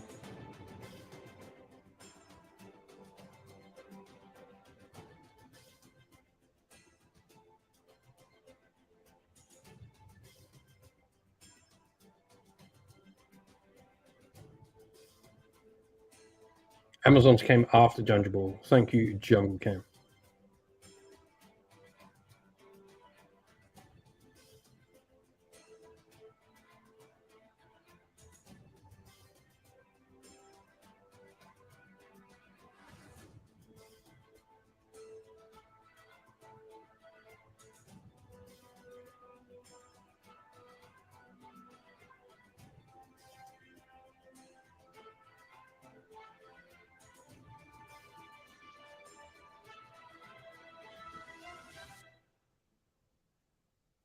Can't seem to get back to the page where I had them like.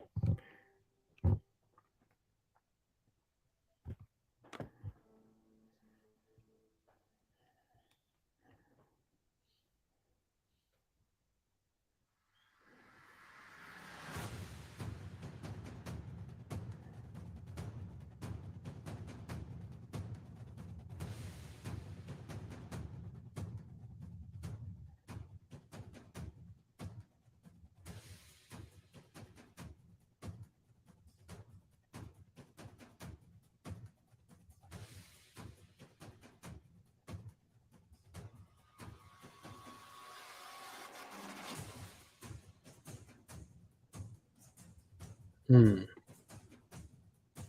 on, Warhammer. Oh, 20 minutes.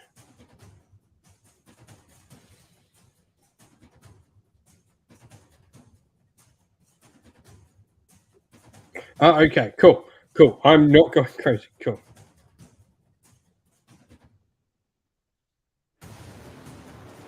Yeah, it says it's live now. Okay, cool. Thank you very much for my American friends. Because, yeah, this time they didn't put down like the Australian time. So I'm not going crazy. We've still got 20 minutes. I apologize to everyone for saying it was going to be now. But Games Workshop lied to me. Hello, everyone. Welcome to the Warhammer 40,000 Grand Tournament coverage here from Tacoma, the U.S. Open Series. My name is Paul Murphy, your host. I got Nick Nanavati with me. And it's time to party. I don't care.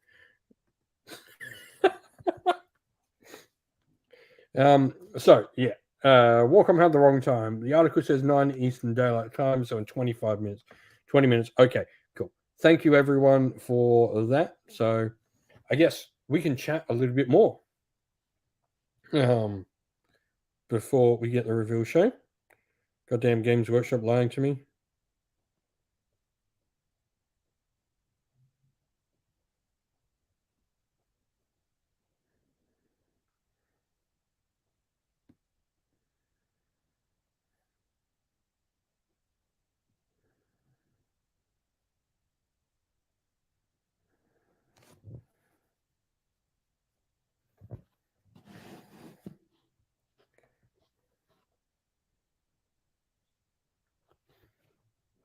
Yeah, so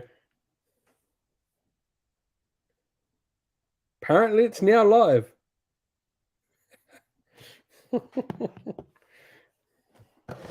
Whoopsie, Warhammer. All right, well, we'll get a couple more of these dudes painted up and then.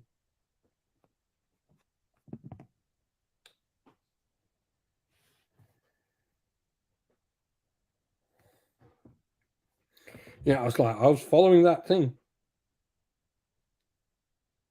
Oh, okay. Apparently they're streaming now.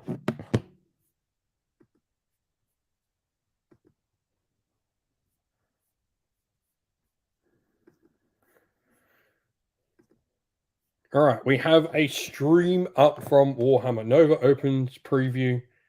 Online starts soon.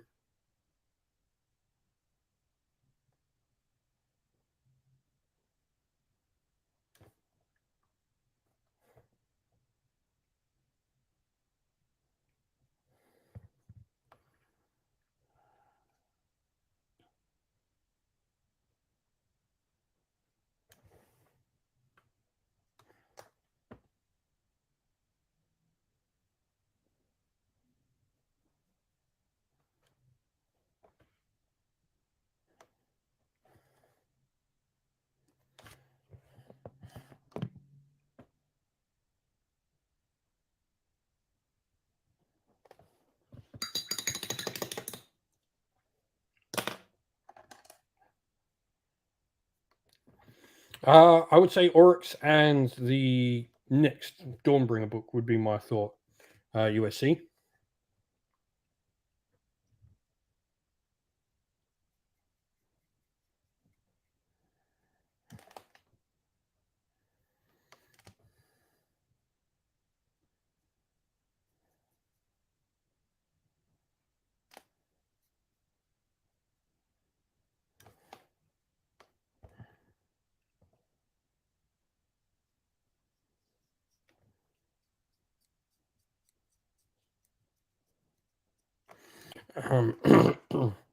I don't think we'll see Feck. We might.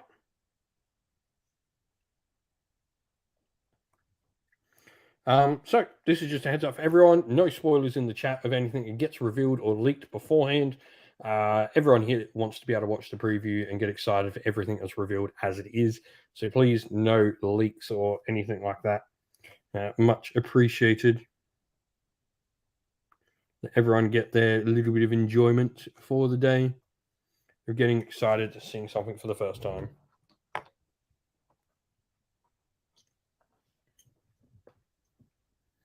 I reckon we'll get the launch box.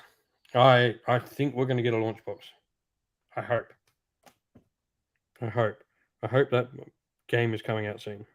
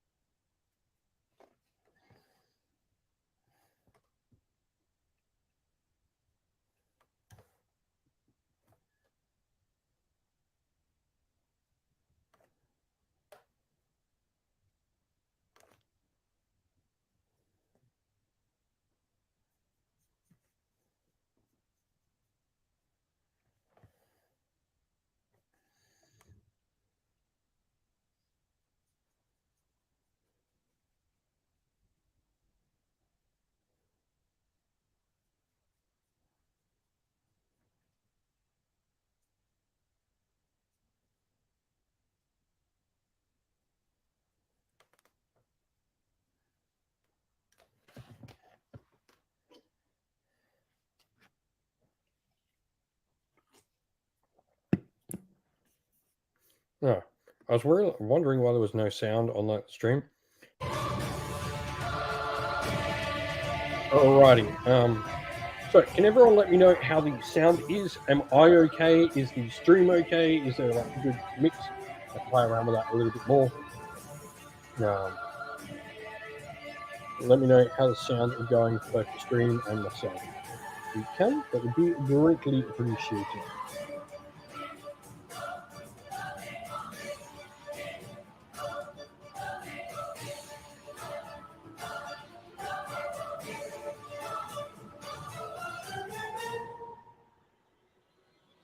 I'm a bit soft with the music going. Oh.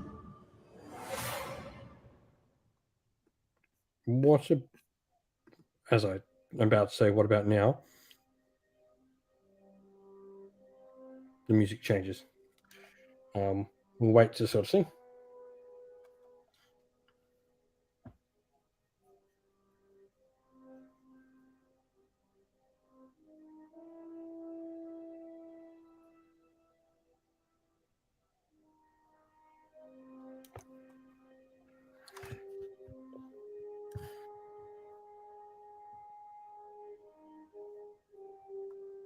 Having to stream on the wife's laptop at the moment because my computer just will not stream at the moment.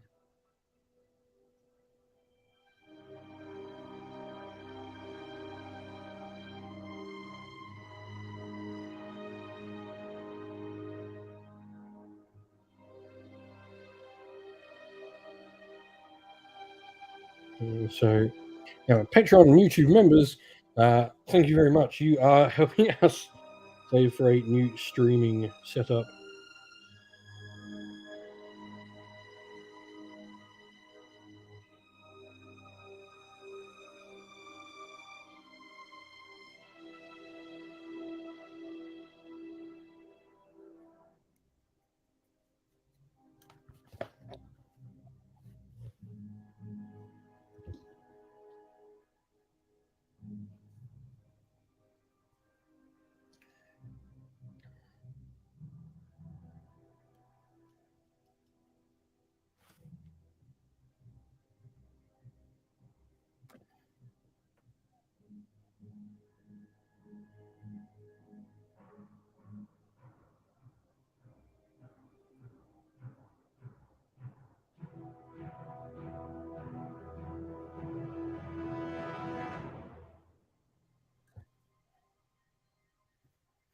And so, any final predictions and stuff for what we are going to see today?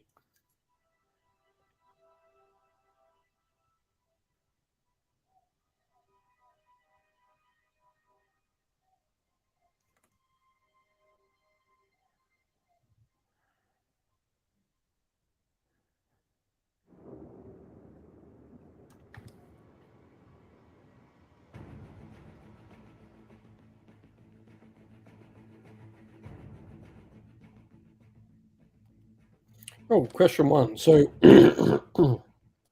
I'm sorry.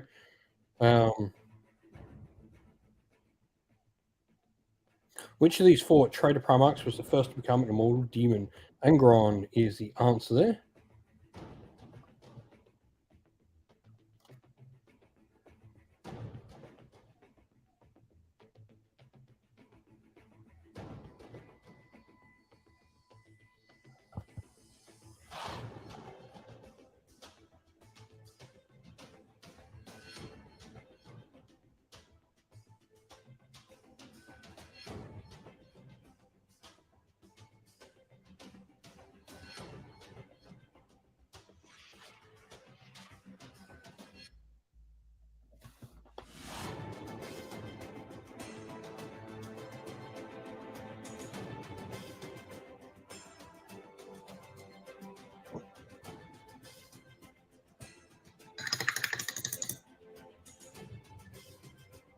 No, Lorgar is not the first.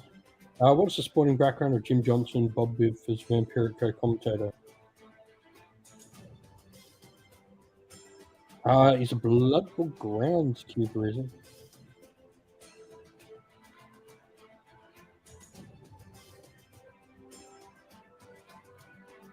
Yeah, Lorgar did it to him.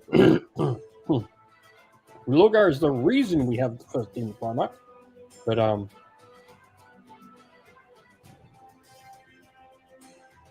well, sports status issue.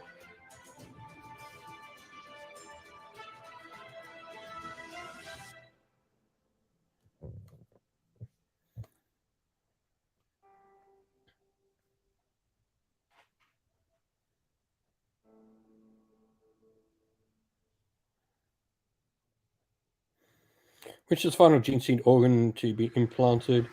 It's the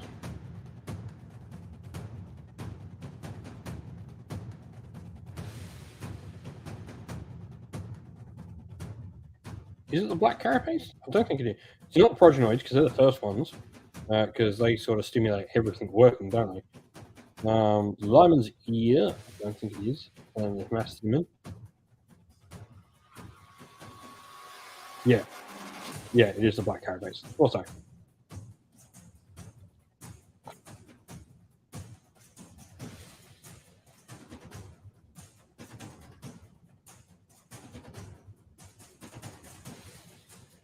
Yeah, because scouts don't have a black carapace yet, if I remember correctly.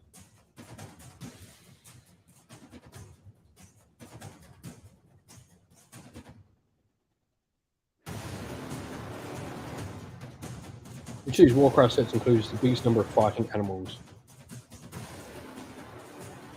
Hunters of Huwanchi, they include 3. Untamed Beasts only have 1, Royal Beast Slayers have 2, and the Jade Obelisk has 1. Hunters of Huwanchi have 3 Terrorwind.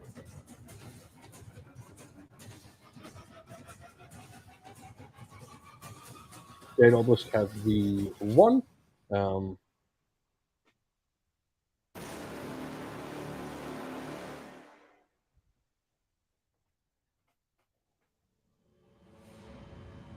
You think it's the Untamed Beast? No.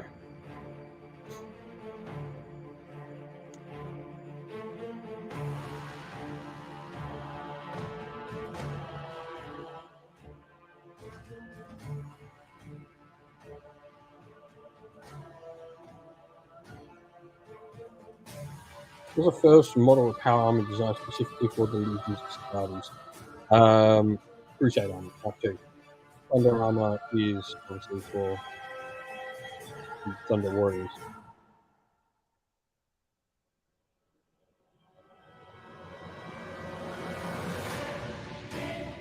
Oh yeah, no, yeah. It's not Maximus, because Maximus is developed pretty much at the start of Heresy. Yeah, Mark II. Thunder armor predates.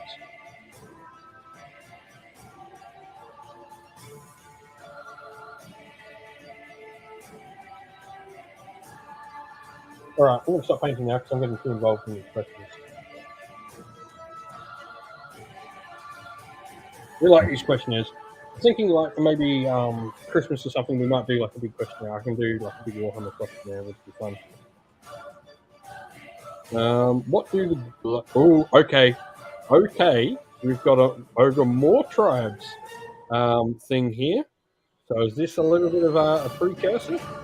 What do the Blood Gullet More Tribe of Ogres believe rests at the bottom of the bubbling holy lake? I'm pretty sure it's Gorkamorka's broken rib, isn't it? No, a fallen goblet of sunfire? Yeah, actually, you might be. No, yeah, it's Gorkamorka's broken rib.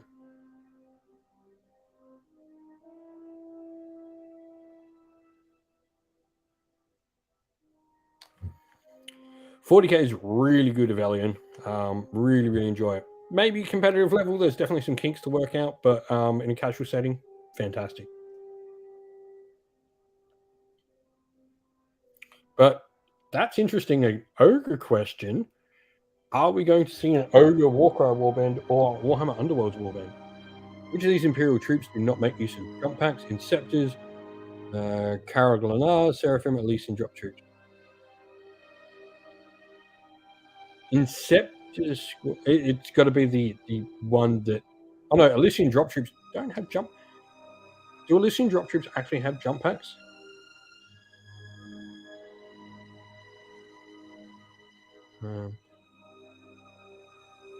Karaglanar? Yeah, and actually employ grave shoots. Also, yeah, Elysian drop troops don't actually have jump packs. I also had no idea what number 2 was. If anyone actually knows.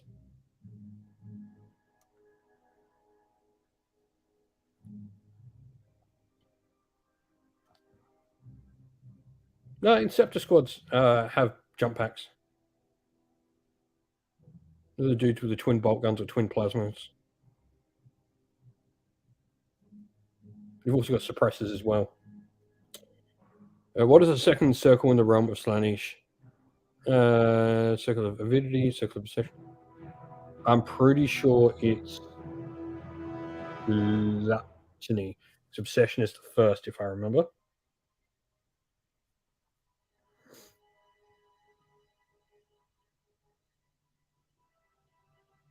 Hey, you know what? I'm pretty sure it's number 3 because I'm pretty sure number 1 is Circle of Obsession.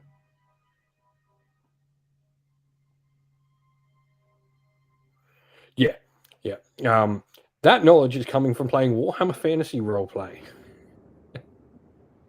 There's a whole campaign about the third circle worshippers. You actually uncover this cult that is a bunch of Slaanesh worshippers that hold giant feasts. And it's not what you typically think, like they're big, fat Slaanesh worshippers. And yeah, if you're an elf, a halfling, or anything that's sort of not human or dwarf in that, you are in big trouble. Which of these chapter masters typically goes to battle clad in Terminator armor? Asterion Moloch. Lorgath MacLeod, love it. They have the Storm Warden's chapter master in there. Atika's Bardane. I don't know who that one is, Bardane. But Lorgath MacLeod is Storm Wardens.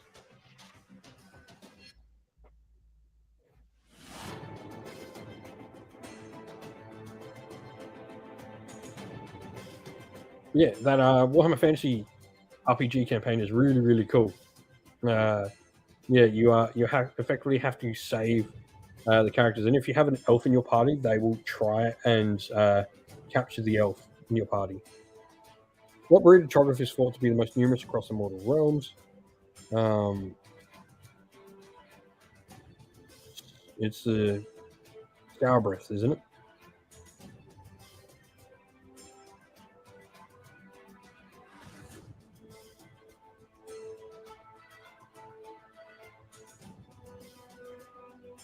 Or is it? No, Rock Out's on. I'm pretty sure it's the Starbreath. It's not Trogs. Yeah. Yeah.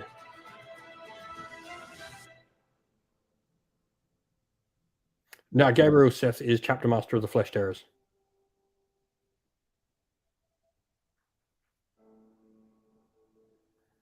Hey, look at me with my knowledge here. I'm doing pretty well on these.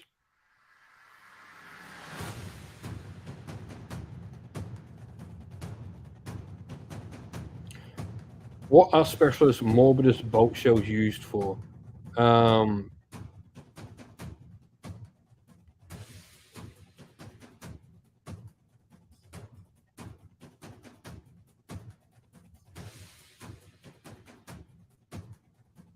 Morbidus ones. I'm pretty sure they're Terror Tactic ones. I remember from the Deathwatch RPG.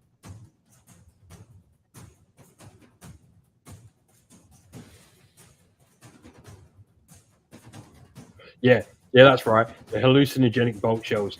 So, I remember we made an Orc War boss in the RPG kill his own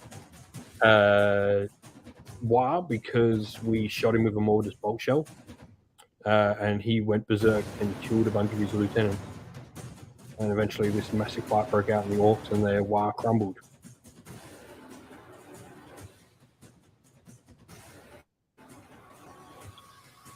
Who was the Sigmar explorer that discovered the ruins in the heart of the Narwood?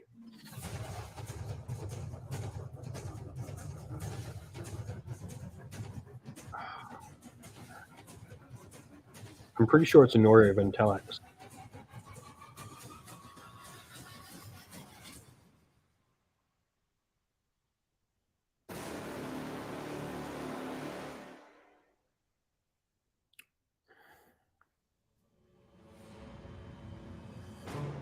Yep. Yeah, that's why it's called Talaxis. Yeah.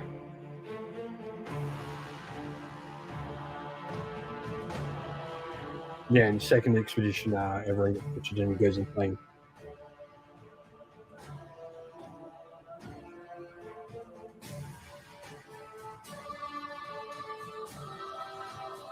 I like the spread of these. This is really fun when there's so many things. It was the earliest known class of Imperial Dreadnought. Ariana Edwards, hello.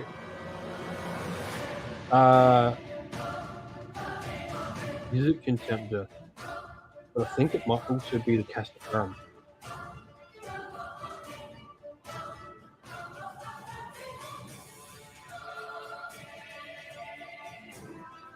I don't think it's Contemptor. I think Contemptor's in there too, trick.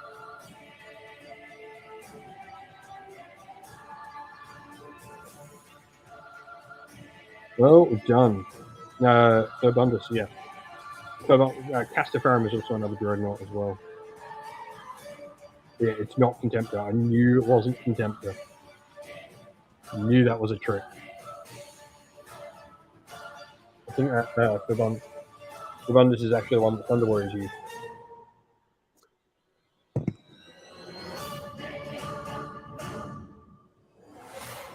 Britannia Heraldry, which Stag. Oh, yeah. Fair USC. Oh, no. It's not Stag. It's Unicorn. It's Unicorn. Unicorn is Pavon, which is right next to Athel-Lauren. Hey, look at me. Yeah. Yep, it's Unicorn.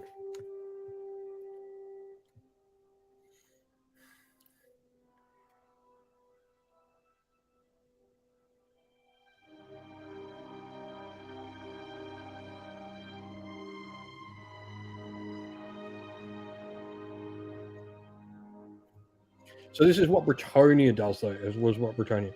Where do the Iron Jaws Oryx source their so-called pig iron?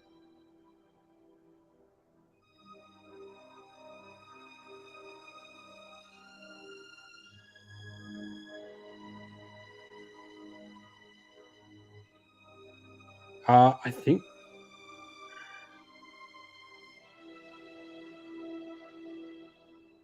metallic wyvern scale, but I think it's actually from Asgore traders, isn't it? No, from pigs.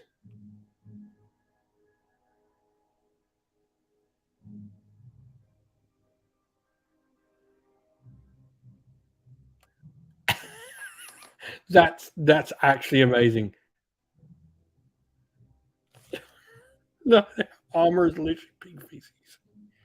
That's brilliant. I like the logic. They can't digest it, so there's just pig. They eat everything else.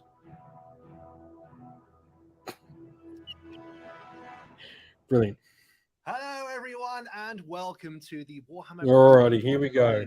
Good morning, good evening, good night, wherever you are in the world. It's fantastic for you to be joining us this evening, this morning, wherever it might be. My name's Nick. I'm joined by Eddie, and we're about to show you a whole bunch of really cool things. Yep, we are doing. I'm glad this it's preview Nick today, and Eddie again. There is an event Nick has so happening in much the United more States right now. enthusiasm It's on called these. the Nova Open, and we've just, for the people in attendance at the Nova Open, done a preview in person. They've got a chance to see some of this stuff first. We've actually got a short video of the crowd at the Nova Open just after they've seen some of the new reveals. So, Raf, you want to play that? We'll see how. Now, remember, please, no one post any spoilers or anything. Man, that looks pretty cool. What's on that screen?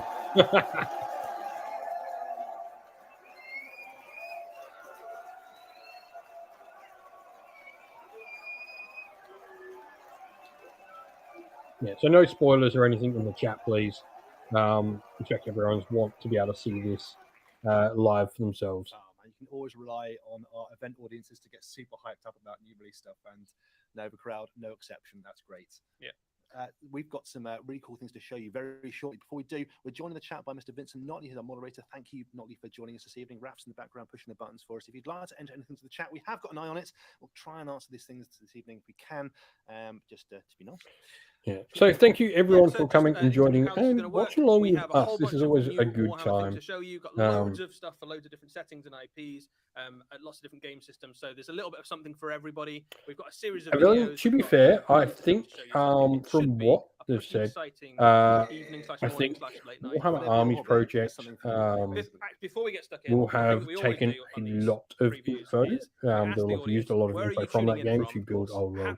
Same with Ninth Age and all of that. So do let us know in the chat where you're tuning in from. If you're staying up late in Europe, as we are, it's about 2 in the morning over here. Some folks from England in the chat. So if you're tuning in from the United States, somewhere near Nova, maybe you're even at the Nova Open preview and you decided to watch it all again, welcome back. But do let us know where you're from. Ireland, New Zealand, USA, all over the place. Guys, thank you so much for joining us. It's brilliant. Yeah. We know lots of you have been waiting very there's no kill team, no commander. A good few minutes now, so we are going to get straight and stuck into the previews. And we'll start off, I think, with something for Space Marine. Let's do it for the Emperor. Okay. Oh, right. Straight into it. New Terminators, Chain Fist, Heavy Flamers. Oh, we got a Tammy Chaplain with Storm Shield.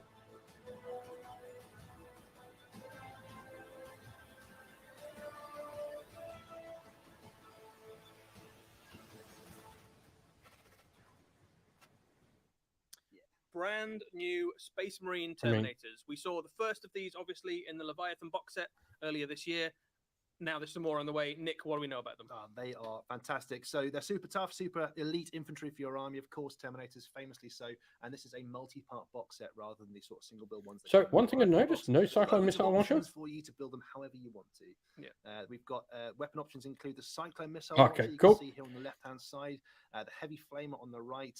You've also got lots of things like Chain Fists and extra weapons and stuff for your Terminators too, and the classic builds for your Sergeants as well. All the classic kit that you expect. Okay, cool. Yeah, Yeah, Cyclone. I was going to say in the preview, maybe in the show. Absolutely, man. Yeah, these are great. String could be a little some louder. really Okay. nice alternate head options as well. I think it's maybe the first, or we haven't seen many Terminators that kind of half helmet look before, so that's really cool to see. It really fleshes out the options basically. So these are same scale that add in really nicely. If you got a Leviathan set earlier this year, you add these on top of it, and all of a sudden you've got a pretty sizable and scary looking. How is that Avelian? First company forces like the Battle from a Crag scenario that came out recently. These are going to be. Don't like Termies in white. I don't know what it is. That white scar Termy just doesn't look right. Maybe some of these. No specific iconography on these for any particular chapter, so they're quite happily to go into any of the kind of Codex chapters, so they can be Black Templars, White Scars, Ultramarines, as you see there. Also make perfectly good Dark Angels or Salamanders or Iron Hands or anything really. Absolutely, man. Oh, look at this guy as well. New Captain in Terminator armor. Of course, we saw the Captain in Terminator armor in the Leviathan box set. This is a really cool supplement to go alongside it. This is a different build of a Captain. It also comes with a combi weapon and a relic fist, which you can see on the top right hand as well to give you a so he's a different model. That's nice. Builds. So one of the things lots of fans of Warhammer 40,000 ask for quite a lot is options on their character kits. So that's what we're starting to see with some of these new Space Marine builds. You can see there you've got various different helmeted and unhelmeted heads. You've got the choice of having Stormbolter or combi weapon.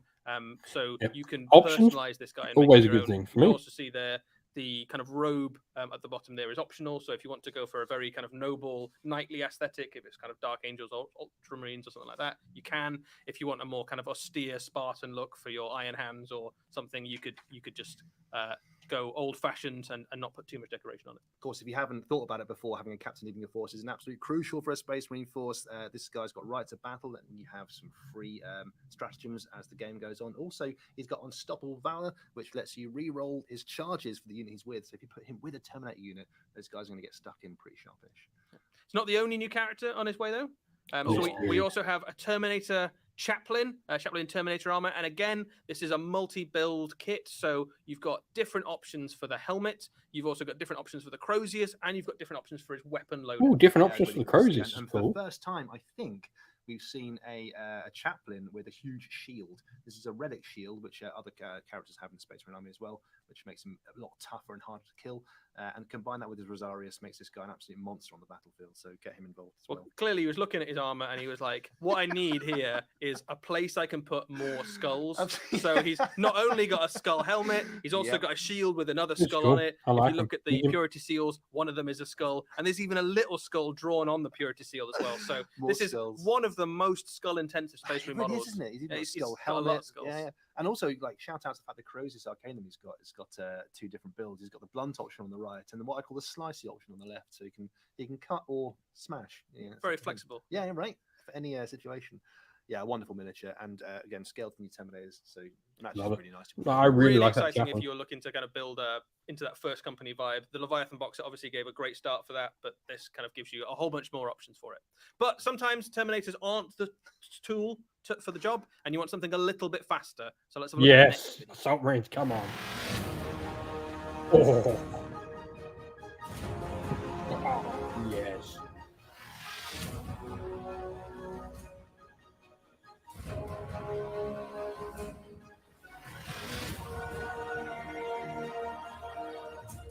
These are cool. Dig those jump packs.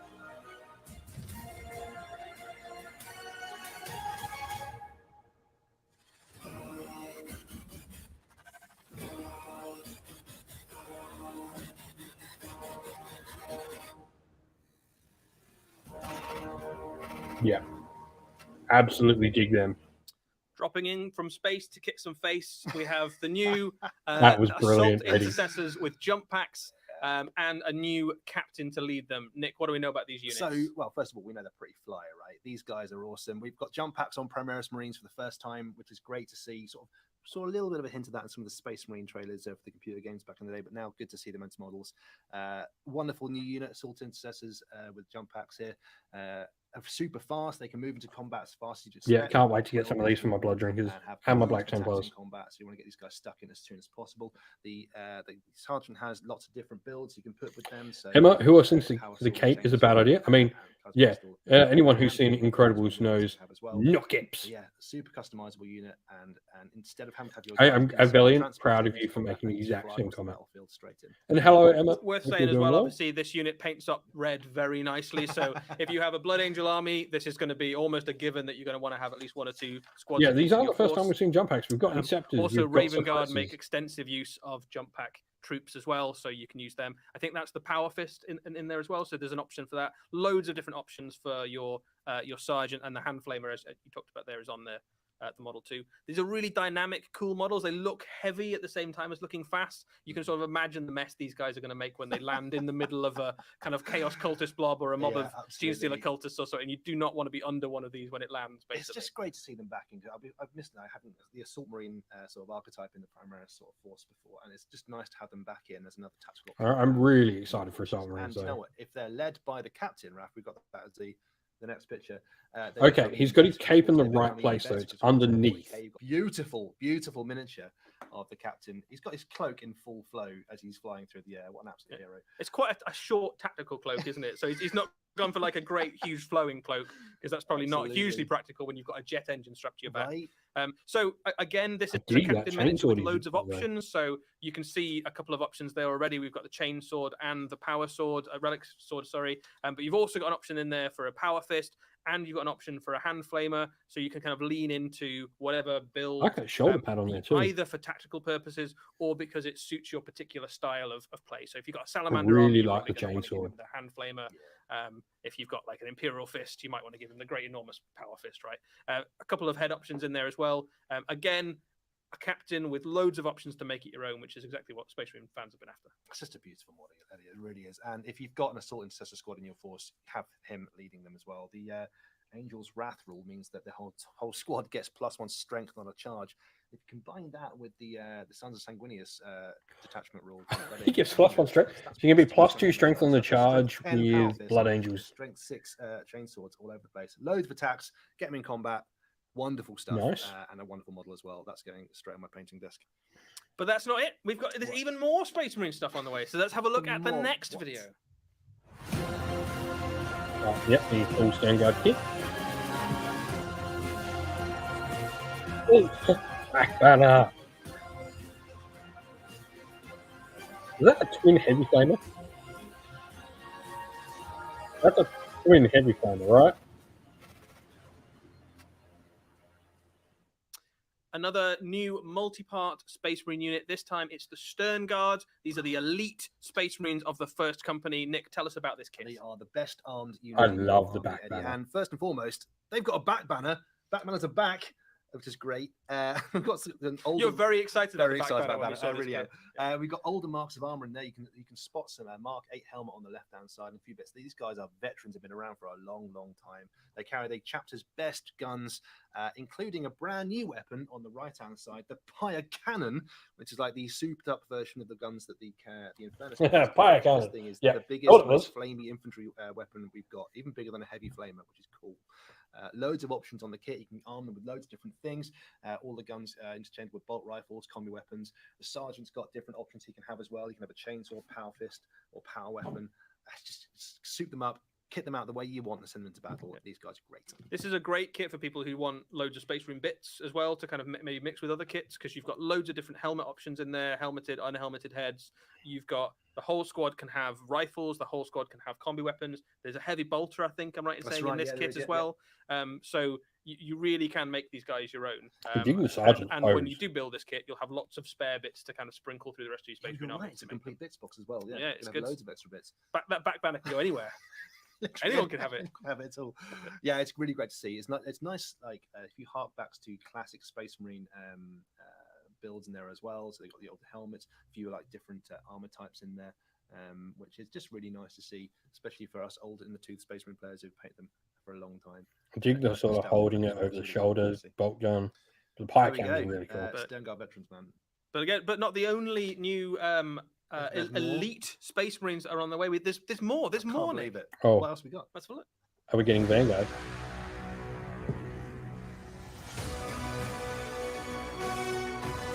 Oh no, we're getting a command squad.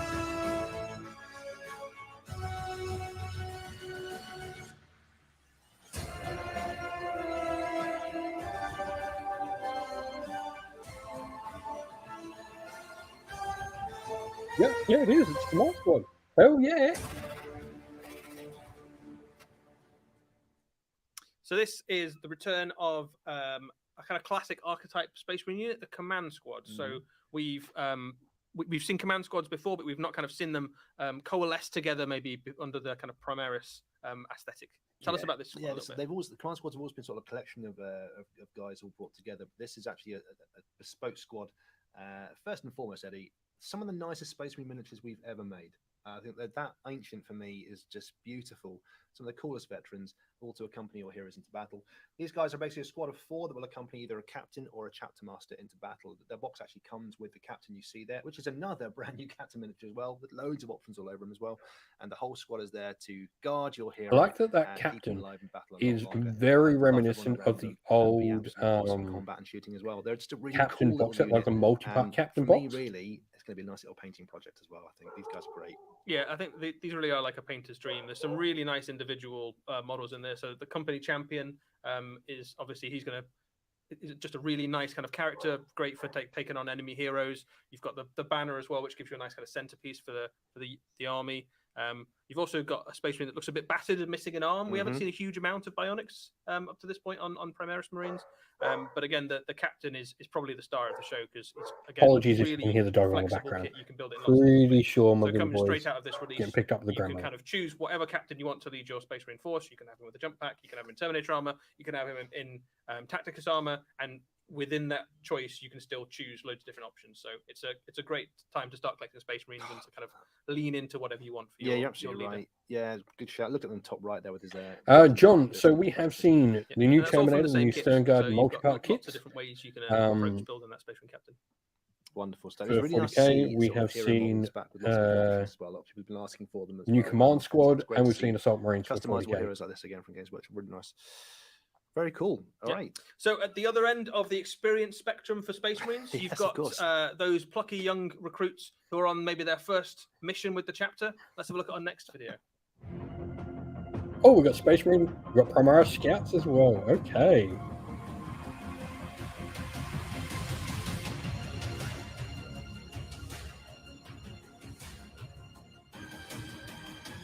Cool. I'm so digging this Space Marine release.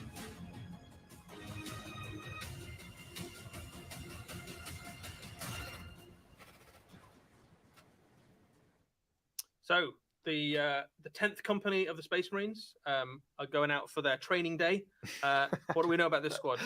So we've seen this archetype before in the Black Templar squads when they had the I can't remember the name. Not Neophytes. Thank you. But now we see sort of Codex chapters get access to Scouts as well with the new models. They're just absolutely beautiful. Of course, a very classic unit for the Space Marines. Scouts have been around pretty much as long as Space Marines have been in Warhammer 40,000. You can take squads of these in 5 to 10. Lots of different weapon options in the box. They can all have shotguns, bolters, or bolt pistols and combat knives. There's also options in the box for a heavy bolter and a missile launcher as well, which is super cool. And yeah, these guys are super stealthy in the game. You can move them around on the battlefield. They can disappear and reappear all over the place, and they can use a smoke screen stratagem as well. So they just walking around and screens of smoke. That's great. Yeah, really cool. Yeah, you've got some options for the sergeant in there as well. So he's obviously a fully fledged Space Marine, but choosing to wear scout armor to kind of lead them to battle. You've also got a sniper rifle in there as well. So yes, lots of tools to trade. A sniper rifle, not units of snipers. Will be Devastator Marines can try out some of the heavy weapons. They can try exactly. They can go for enemy characters with the sniper rifle. You can take out long range targets. They're really good at sneaking around and taking objectives, especially with their guerrilla tactics. Yeah, these are all Primaris Marines. Anyway, they want to. They're really cool in an army. And just look at the custom options. The kit. I love that grapnel launcher top right. It's so cool. The whole box is just a great box. Get involved. And again, it's going to come with loads of different options because you can kit the squad out kind of in bolter direction, in bolt pistol direction. I love that sort of pistol over the wrist with the combat knife pose. That's really cool. I always used to have like 4 guys with bolt guns and a heavy bolter, and then another squad that was all combat weapons running into combat with them because they're still Space Marines in combat. They're still pretty good in a fight. Well, they're still better than most people's other basic troops, right? Absolutely. So, there we go. New Scouts on the way very soon. There's so much to get painted now for Space Marines. A lot of Space Marines. So much Space Marines. Got enough blue paint, Nick? Plenty. But also, note to say that all of the models we've just shown you can use for any of the chapters out there. So no, not just blue paint, although blue paint, in my opinion, is the best. Yeah, if you're Dark Angel fans, Blood Angel fans, all for you as well. Some folks in the chat sort of saying, "Oh, just for Codex chapters." No, there'll be. I'm sure you'll be finding it useful in your Space Wolf army as well, and your Death Watch forces. I'm pretty sure you'll be able to use those models as well. Yeah.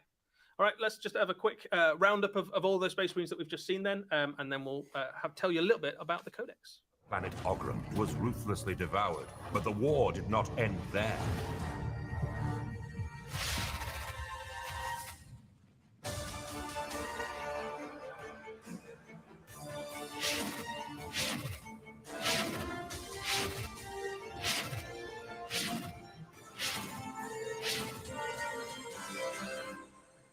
Oh, we're gonna get on box with force. Space Marine.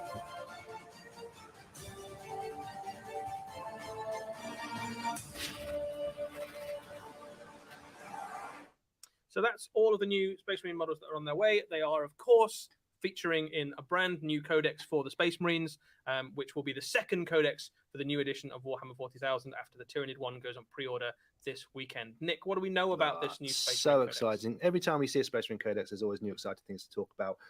The big one here, of course, is that there are more detachments on the way. We've seen detachments already for the new Tyranids that came around before, but the Space Marines are going to get new ones as well. Of course, there's the Gladius Task Force, which we know and love from the index cards. That's in there as well. But also, there's a whole bunch of new detachments that lets you focus your army in the way you want to. Now, previously, we would have had stuff like rules for Iron Hands or rules for Salamanders or White Scars. But rather than having chapter-specific rules now, we've actually gone for detachments, which sort of hint heavily towards one of those chapters, but don't say you have to use them. So, for example, we've got one detachment that's all about using Tech Marines and vehicles, another one that's about close-quarter shooting, another one that's all about using fast vehicles to get forwards and fight, or even sneaking around in the background with sort of your vanguard troops. So you can customize your army any way you like. So you can have sort of an army of Ultramarines bikes with the rules for an army of bikes, but they don't have to be White Scars, if it makes sense. So you don't quite feel bad for having the wrong color on the battlefield, or by hamstringing yourself into using I do like the this. wrong My Space Marine. rules, I guess, for your army. So if you do have an army like White Scars or Salamanders or Iron Hands that already lent into the theme, there is a detachment for 100%. But equally, if you're like, you know what, I really like red Space Marines, but I also really like Flamers. Tanks or flamers or something, you can absolutely kind of lean in that direction and make the army work for you. Which is a really nice little tweak to change here. You can build your army any way you like, which leans, of course, into how many different options there are. And just look at that picture. You can build your army any way you like at all with any of the miniatures, and there is going to be one of the detachments for you.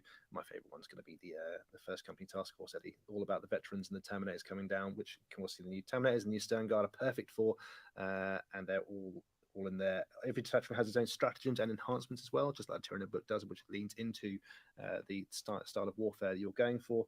So yeah, it's super exciting, and it's just around the corner as well. Yeah, coming in the next few weeks. Not too long at all to wait for that one. Can't wait to play some games with that. Right, so we've had a little bit of Warhammer 40,000. We're going to jump now to the Mortal Realms and have a look at something exciting that's coming over the horizon. All right, how do you see that? Ooh.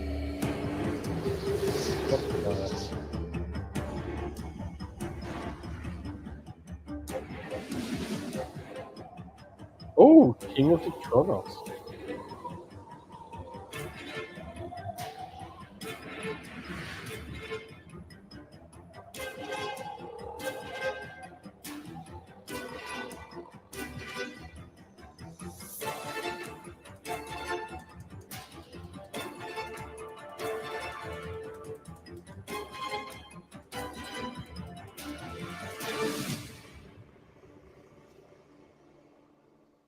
Eddie, what's that? We've discovered a brand new monster in the realm. Actually, it's Trug the Troggoth King, a huge monster for the Gloomspite Gits. Yeah, so this is an incredible miniature. I think a contender probably for miniature of the year for me. This is the largest Troggoth we have yet seen.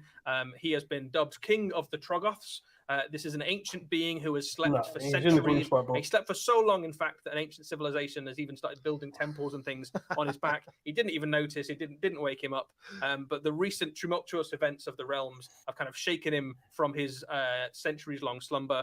And basically that huge engine on his back gives him a headache whenever he goes near anything magical. So he's basically wandering along the magical ley lines of the mortal realms, trying to smash all the magical things he can find so that he can get back to sleep. It's brilliant. It's such a great character miniature as well. It's got that really sort of over the top sort of character of the Troggos from Warhammer Age of Sigmar, but with the extra added bits on top, and also how big he is as well. I've just fought some games with him recently, and he's monstrous. The big old laystone on his back as well. He doesn't like it being there. He keeps whacking it with his big club, and it has various magical effects throughout the game. So he doesn't know how it works, but he just keeps hitting it, and something magical happens, and it's just great fun to play with in a game. Yeah. Loads of absolutely stunning details on this guy. So you've got kind of bits of relic and artifacts from a lost civilization that probably no one alive in the mortal realms is even like aware of the language of. You can see the kind of bits of old magical leavings and offerings sort of kicking around on him. You could imagine him like underneath a hill or a mound somewhere in this civilization, blissfully unaware that their entire culture was built on literally on the back of a Troggoth. Loads of other little lovely features. So there's a tiny little troglings kind of wandering around on there as well. There's skulls and things. There's actually some cave paintings on his belly and on his legs. So you can almost imagine maybe they didn't even know that they were drawing on the side of a troll. So these kind of primitive cultures would have been writing things on him, thinking, that this is our hunting plan sort of thing. What a great painting project it's going to be. It's discovering new details every time you it's really cool. He's got these enormous great horns as well, so he's been asleep in the realm of Gyron, of course, that's the realm of life, isn't it? and the kind of life energy is infused in while he's been sleeping, and you can see that manifesting through these great big horns and through the tendrils and things that are kind of creeping around the obelisk on his back. It's such a cool model. And yeah, you're right, chat. He's got a very big beard as well, which is great for a Troggoth miniature. He's coming with the new Dawnbringers book as well, which is we'll talk about in a bit. But he's on his way, lumbering over the hill with his army of Troggoths, and he's terrifying. I used him in a game recently, Eddie, and he's almost impossible to kill. He's got a few rules in there, which means like other Troggoths, he can regenerate wounds as he goes along. But he was John to being asleep in the realm of Gyron, imbued with life, so he regenerates even more than others do.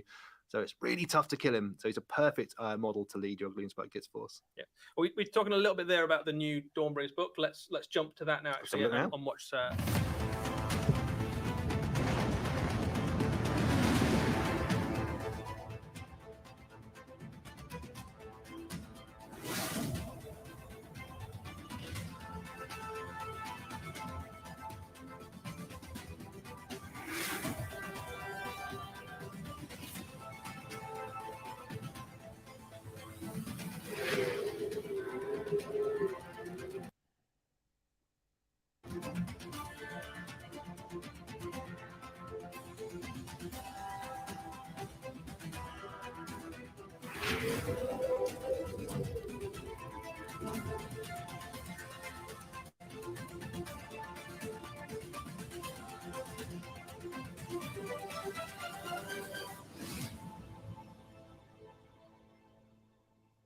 So the Dawnbringers Crusades continue, Eddie, part 2, The Reign of the Brutes. What do we know about this book? Well, the Brute refers to Trugg, the Troggoth King, as the model we just previewed.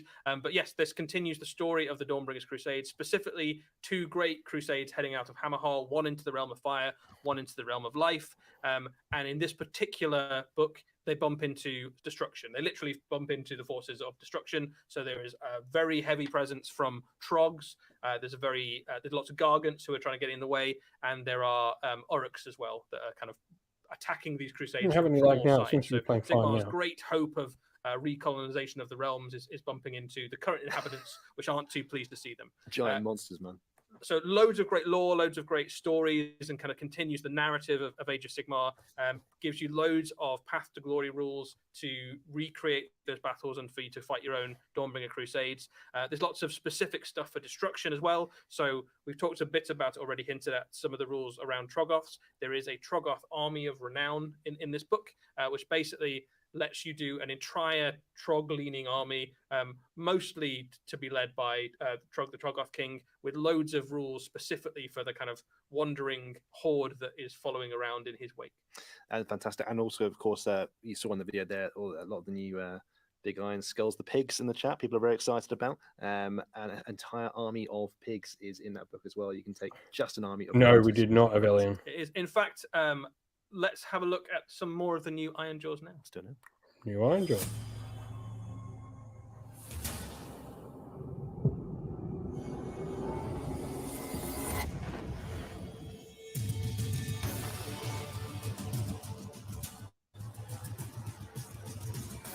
Where was it? Work for the Forge?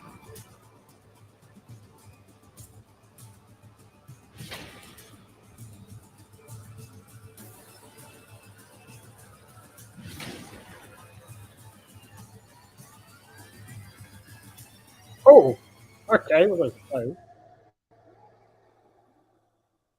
Wow, it's time for the Iron Jaws to make a big appearance back in Warhammer Age of Sigmar. We had some great models before in the past. We've seen some more models recently, but this is a whole wave of Oryx. There are a lot of Oryx on their way for sure. So we'll start off with this guy. So I was we saw right. Plonk at the start of the week. I think already a hit with fans everywhere. Yeah. I mean, what is not to love? It's a was squig told who is also this. an anvil with fabulous hair. He comes with a new Oryx special character, Zogrok Anvil Smasher, which is basically an Oryx Smith. So this is one of the Oryx who has a skill beyond just hitting people really hard. This guy can hit metal really hard and make it into great weapons. He is a named character for Age of Sigmar, so a brand new named Iron Jaw, which is pretty cool. And he is a smith. He has a couple of options in game, so you can either kit him out with a ward smashing weapon, or you can kit him out with stuff to help him buff nearby Oryx units. So a really useful model, something we haven't really seen before for Iron Jaws in terms of like a buffing character, and also like a really great I model. dig that, like, and of wolf course, head, he like, comes in a tongs. set with Clonk. Clonk. I'd even argue that he comes free with your Clonk miniature. Well, you can certainly look at it that way if you want to. But yeah, a really fun model, a great kind of addition to your Iron Jaws force. Yeah, he's really cool. He has the ability as well to hit opponents so hard with his ward smashing chopper that he can literally switch off enemies' ward saves for the rest of the battle, which is amazing. He literally smashes their ward saves, which is really cool in game. I can't think of many rules in the game that do that. He's a nice, unique option for your rule army. It's very cool. He's not alone. We've also got Brute Rages. So Oryx culture is all about boasts, right? So Oryx basically stomp around the Oryx camps, boasting that they can, arm wrestle a Gargant or headbutt a mountain or something like that. And sometimes they'll get called on those boasts and not be able to live up to it. And the shame of that drives these Oryx brutes to become brute rages. What they do is they discard their armor and they take up great two-handed weapons and they go charging off into the middle of the enemy army like berserkers to prove that they are absolutely the hardest orcs around, and nobody could ever accuse them of being cowardly or not living up to their brags. So these are kind of almost shamed but for over bragging. It would take a brave soldier to challenge an Oryx on his bragging, wouldn't it? But these models are fantastic. First seen in the Warhammer Underworlds Warband a little while ago, one of these brute rages. Now a whole unit of them in Warhammer Age of Sigmar. You can take lots of different weapon options. They can take chain smashers, gore hackers, or brute crushers, all of which are devastating in combat. And these guys are berserk. They can run. These are really cool, which makes them super good in the game. So get them involved. Just insert them into the enemy army as soon as possible and see what they can do about it. Yeah, they are pretty hard, guys. Yep, absolutely. This is a dual kit as well, so you can also build these guys as Weird Brute Wreckers. So Weird Brute Wreckers are orcs who channel an unusual amount of war energy. It gives them like a bit of a green headache, and sometimes they can start vomiting glowing green power, basically. And the Oryx solution to this is to kind of embrace it and hammer these masks onto the Oryx and let them run off towards the enemy with these great ball and chains and swing into the middle of the enemy force. Yeah, imagine them to be like, remember Night Goblin Fanatics? You know, the Grot Fanatics? Yeah. They're like that, but super huge and big versions of them. They just run into the enemy force. Just in case Night Goblin Fanatics weren't scary enough, you can now it's an enormous great Oryx brute swinging a ball and chain. So again, a kind of line breaker unit basically is going to go into the middle of the enemy army and just make an absolute mess. These are particularly good for kind of smashing through hordes of enemy infantry. Yeah, absolutely. They get so many attacks. Oh, new boys more as well. But look at these, Eddie. The new workings of the Oryx Ardboys, the new sort of models for the Iron Jaws, and they're just beautiful. Yeah, so this is a really, really lovely kit. So I think even though Oricard boys are arguably like the basic unit in the Iron Jaws army, this is like a showstopper kit. These are really, really cool. Previously, the Oricard boys used the old Black Orc models from Warhammer Fantasy. This is a huge glow up for that kit. They've much more character, much more dynamism in these models. Really kind of rugged, angry looking shields. Even the kind of shields are kind of weapons. More options than they used to have. So you've got some spear options in there. You've got the champion. You can kit them out in different ways, and they can give you some options basically for your Iron Jaws battle line. I think the fact that they've just been brought into line with how the Auric Brutes and the rest of the range look as well, the whole aesthetic of these are absolutely beautiful, while still keeping some of the callbacks. Raph was talking about how they look a little bit like the Blood Bowl Black Orcs and the old Black Orc miniatures, especially with the helmets.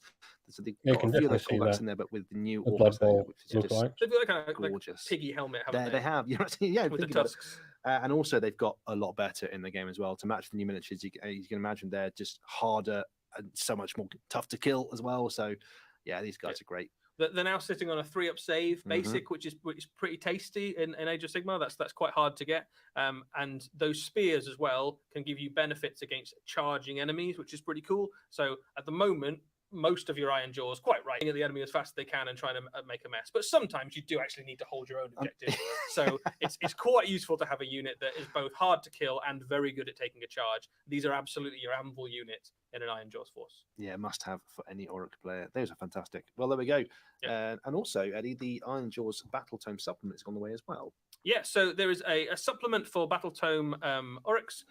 This is going to be a free PDF. So all of those new units that we've shown off today, including the new pigs that we saw previously and the new Iron Jaws Big Boss that we saw on the community site, all of those will have be available in the new supplement and in your Warhammer Age of Sigmar app. So you can download them for free and add them into your existing Iron Jaws or Big War army, basically. So cool. There we go. What a wonderful addition to the range. Right, Eddie, what's up next? What are we looking at now? We have... where are we? More pigs? Let's watch the video and see what... Let's watch the video and find out.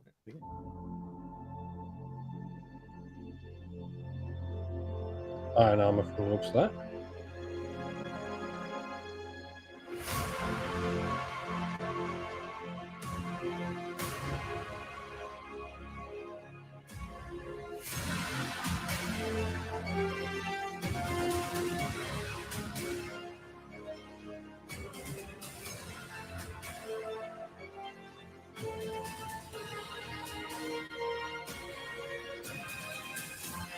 Even the new Mark III is very nice. I mean, it's just annoying. Why are they doing it on the Horus colours? Come on, this should be Death Guard colours. A new multi-part iron armor kit for the Horus Heresy. Nick, what do we know about this new unit? Well, so they are an all-round box to be used throughout your Horus Heresy forces. We've got the Mark III Tactical Squad here, and of course, interchangeable with all of the kits we already got as well. So we've got the special weapons and the heavy weapons we already have. You can use on these guys as well to make them super customizable. Yeah, I think that's the key thing about this unit. Obviously, we have seen iron armored units before for the Horus Heresy. These ones are very much in scale with the newer Beaky models that we saw more recently.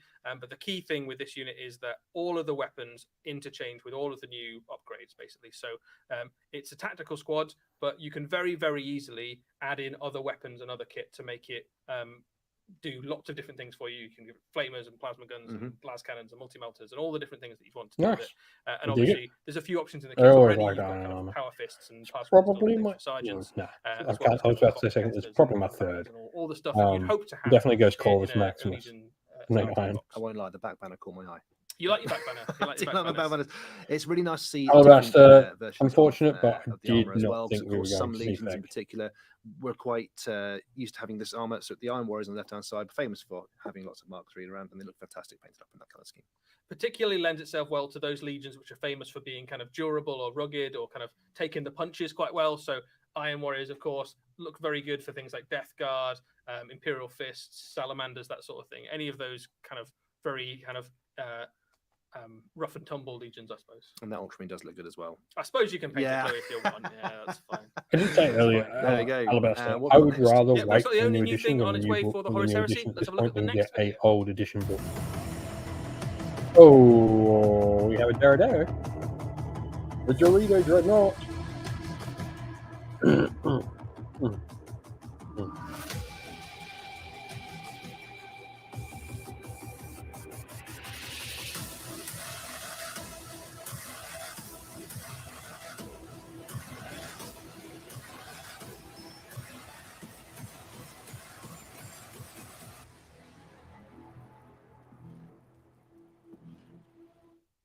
A brand new plastic Dorito Dreadnought fills out the last of the 3 famous kind of Horus Heresy Dreadnought styles alongside the Contemptor and the Leviathan. Nick, what do we know about this new kit? The Dorito Dreadnought is, of course, the absolute best in your gun platform Dreadnoughts. This thing is loaded with weapons all over it. And this particular model, is the plastic kit, is the Anvilus configuration. It comes with the ILS missile launchers on its back, has twin heavy bolters in its chest, which you can swap out for flames if you want to. And of course, it's carrying the huge Anvilus autocannon batteries on its arms, which this model can actually swap out for the plasma cannonades as well, which you can see here as well. So you've got loads of different weapon options for the kit to absolutely blow your opponents away from range. And the Dreadnought's super tough as well, so he's not easy to get rid of. This thing is a sort of like Warhammer gun line, but one model. Yeah, it's just like a one-man gun line, Absolutely basically. right, So, yeah. like a walking turret to put right in the middle of your army. You can use it for any of your legions. It also has Legends rules for use in Warhammer 40,000 as well, if you wanted to use it. But yeah, it's just a really cool model. We have seen this model before in resin, but the plastic obviously makes it much more accessible, easy to build, much easier to pose, easier to kind of add more to your army, all that stuff. Dorito chip. Love it. This model and the Jump chat. Space Marine unit we just saw will be coming individually. They'll also be coming in a Legionnaires Astartes battle group. So we've got a shot to show you all the things that are coming in that set, which is I think 30. I think I'm right to say 30 Space Marines, a Land Raider, and one of the new plastic Dreadnoughts. You'll also note that there's some special weapon sprues in this as well. So if you see the troopers at the back there, you can see some plasma guns and some Volkites, and you can see how easily the kits can be interchanged with lots of different special weapons. Nice. I think you get almost enough special weapons if you wanted to give almost everything in that box. That's cool. It's a super good box, actually, if you're just starting out a force, isn't it? Rather than sort of or even adding on to a force to get the new stuff in there as well. Yeah, so if you bought the Age of Darkness box last year, then adding this will give you pretty much more than 3,000 points of Horus Heresy, which is pretty cool. So you're good to go. If you've yet to kind of dip your toe into Horus Heresy and are looking for a good way to start, this is a really good place to start, particularly if you're going to lean into one of those legions where iron armor particularly is their kind of go-to plate. Perfect. It would certainly suit like an Iron Warriors force, wouldn't it, with the big gunline Dreadnought and all the Mark III plate all over the place. Yeah, you can use it for any, but yeah, there's certain legions that just look good in heavy armor, right? There we go. That does look quite tempting as well. I've not painted any Ultramarines for Horus Heresy yet. I might have to start. It's only a matter of time. It really is. A matter of time. Cool. All right. So there's some Horus Heresy there. We're going to jump back to the Mortal Realms now and have a look at something else. Oh, more interesting.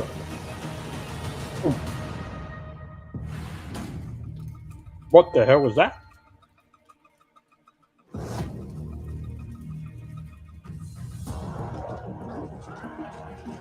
Georgia?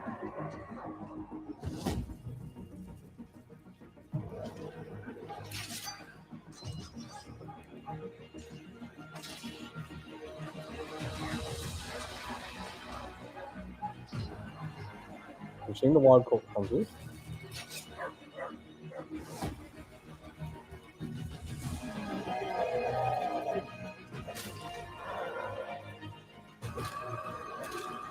Is that a force of forges?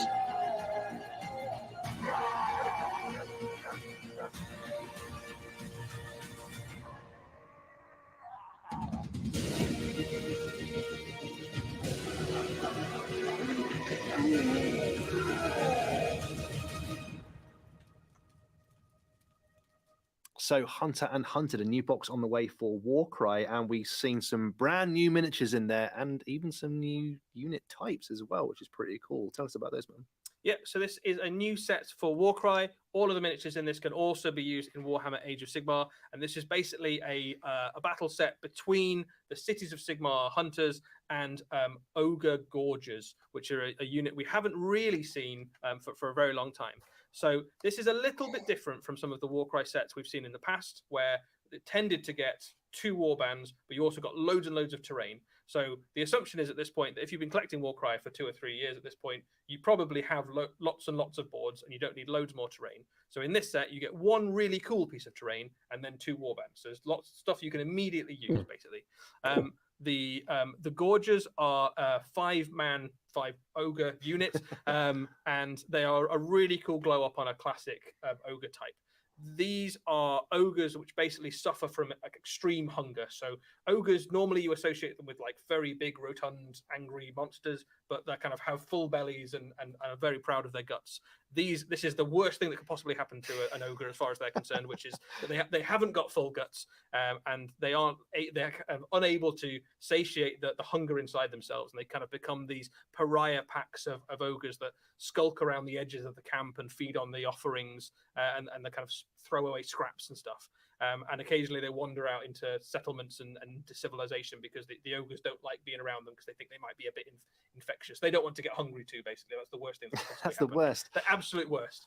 They're so bestial in their nature as well. So like the mind's completely overtaken by just the hunt for food. Nothing else matters anymore. And they're just amazing miniatures. You mentioned the fact that we haven't seen one of these for a long time. We had that sort of a couple of miniatures in Metal and Finecast many moons ago in the Gorger, but now we have a whole plastic unit of them to be used in Warcry and AOS as well. And there's some nods there to the classic one. So that one bottom left there is very similar to one of the Gorges that we've seen before in Metal, but these are much more detailed. They're plastic. There's some options in there as well in terms of like builds and things like that, which is really cool. And yeah, just a really cool unit. They are a Warcry warband in their own right. They can also be added into ogre forces, and they also in this box you've got that cool Maw pit as well, which is really cool. Look at these. Do you get the Wildercorpse Hunters? So we have seen this unit before, so we're not going to dwell on these guys for ages, but they come in that box as well. And effectively, the Wildercorpse are those in the Cities of Sigmar that feel more at home in the wilderness than they do in the cities, and then they go out to kind of cull the local monsters and track and find the trails and things for the rest of the free cities to find their new settlements. And as the chat is pointing out, there are quite a lot of doggos in this box. And obviously, the star of the box is that it comes with 4 great doggos. 5 great doggos. 5 as great well. doggos. That's one right? of the characters. Exactly, it's a doggo heavy box. These are wonderful miniatures. In Warcry, they're all about standing back and shooting with their big crossbows and letting the enemy close in. They've even got a special reaction that lets them escape from combat should anyone get too close. And of course, they can be used in Warhammer Age of Sigmar as well. We've already seen them rules from the Cities of Sigmar, where they're expert trackers and can just nip around the battlefield and hide and skulk away in bits of ruins as well. They're just beautiful miniatures and a wonderful little painting project. Must have. Oh, look at that. And this is the Maw pit. So this is the piece of terrain you get in that set as well. So this can either be added into your Warcry battles, or you can add this as a swap out the cauldron that you might normally have in an ogre army in Age of Sigmar and have this instead. And what it basically represents is a great gullet in the realm, and the ogres believe that this is a manifestation of their deity. Whether that is true or not, what they do is they take some of their victims from their raids and things and throw kind of choice offerings into this pit. So if you are captured by the ogres, you will either be eaten by the ogres or thrown into this pit. And I'm not sure which is worse, to be honest, or a bit of both, maybe. The Gorgers revere this as there's like the bit of their mind that is still able to comprehend reveres these as kind of sacred places. So they're just about enough wherewithal to kind of drag a few sacrifices to this pit and throw them. It's wholly terrifying. It really is like adding horror into Warhammer to a truly horrifying. It's when you like imagine what might be underneath, right? Like how far down does it go? What's actually under there? That's it? Terrifying. Yeah. It's just amazing stuff. There we go. I just around the great box set for Warcry just keeps knocking out of the park every time we see a box. It's very cool. Yeah, Warcry has had some incredible miniatures. Really, and I think this is no exception. Also nice, and of course that if you get those warbands, you can use them in your AOS armies as well, or even build entire armies based around them. If you want to. Good stuff. Right. Speaking of hungry, let's see what we're going. I am quite hungry actually. Well, what's next?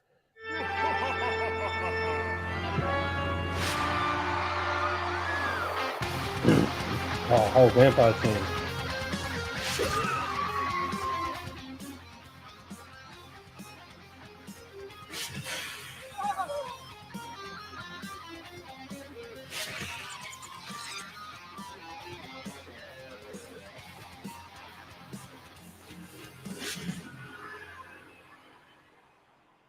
Cool. Full vampire team for The Blood new Bowl. vampires for Blood Bowl, a classic team for Blood Bowl, of course, but with a reimagining with a sort of real classic horror vibe going on throughout the team. They're just fantastic miniatures.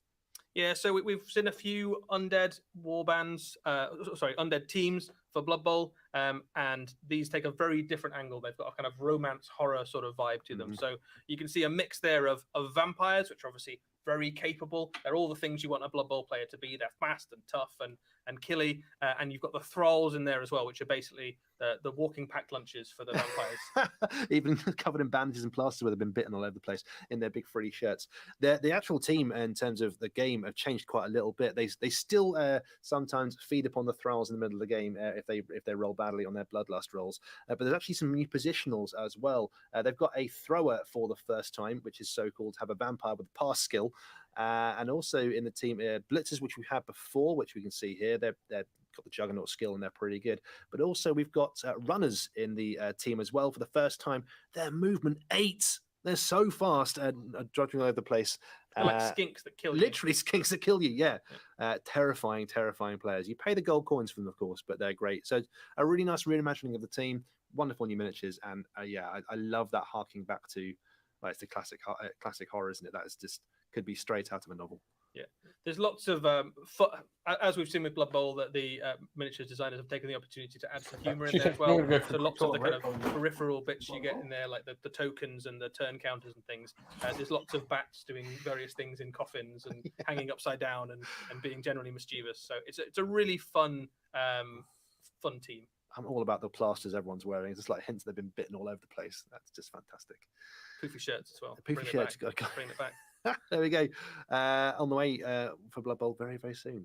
And can't wait for them. Yeah. And then we've got some other board game news for you as well. Okay, what we got?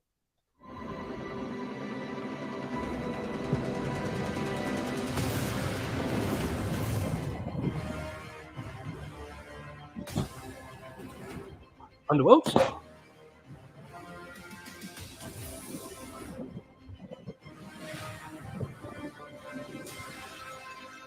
Oh, new Iron Man. Oh, okay.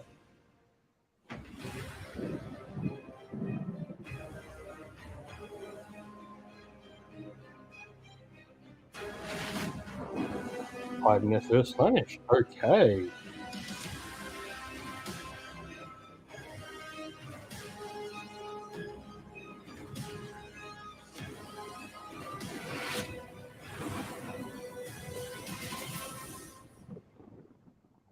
Death Gorge. A brand new series for Warhammer Underworld, Death Gorge. Nick, what do we know about this box? I'm so excited. Well, Death Gorge takes the action to Antador, where the General's Handbook for Warhammer Age of Sigmar has it. The whole place has been frozen over by the Everwinter.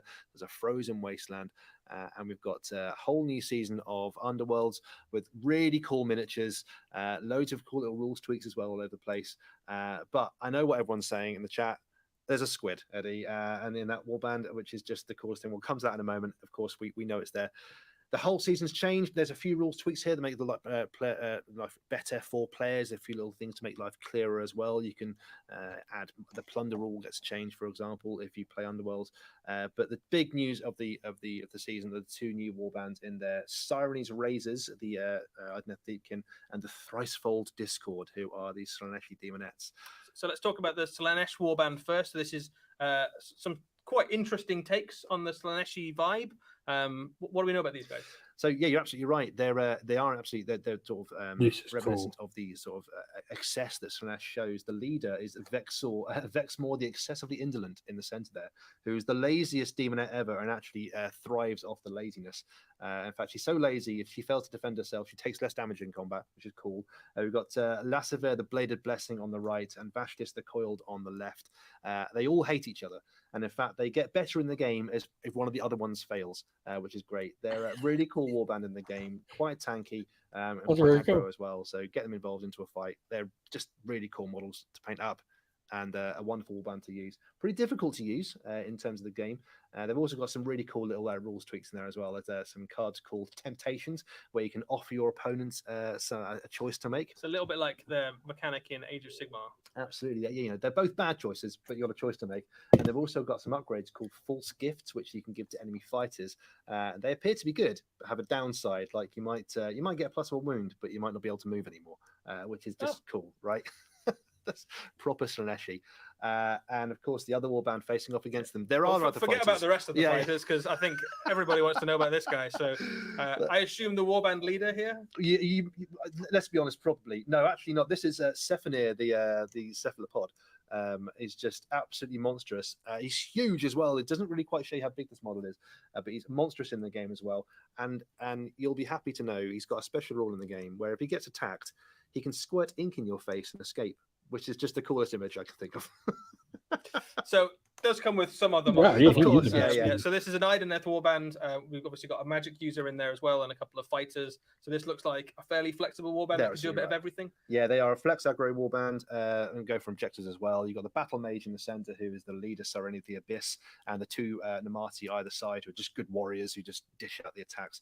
Yeah, they're a really good, fun aggro warband to go and smash your opponent's face in.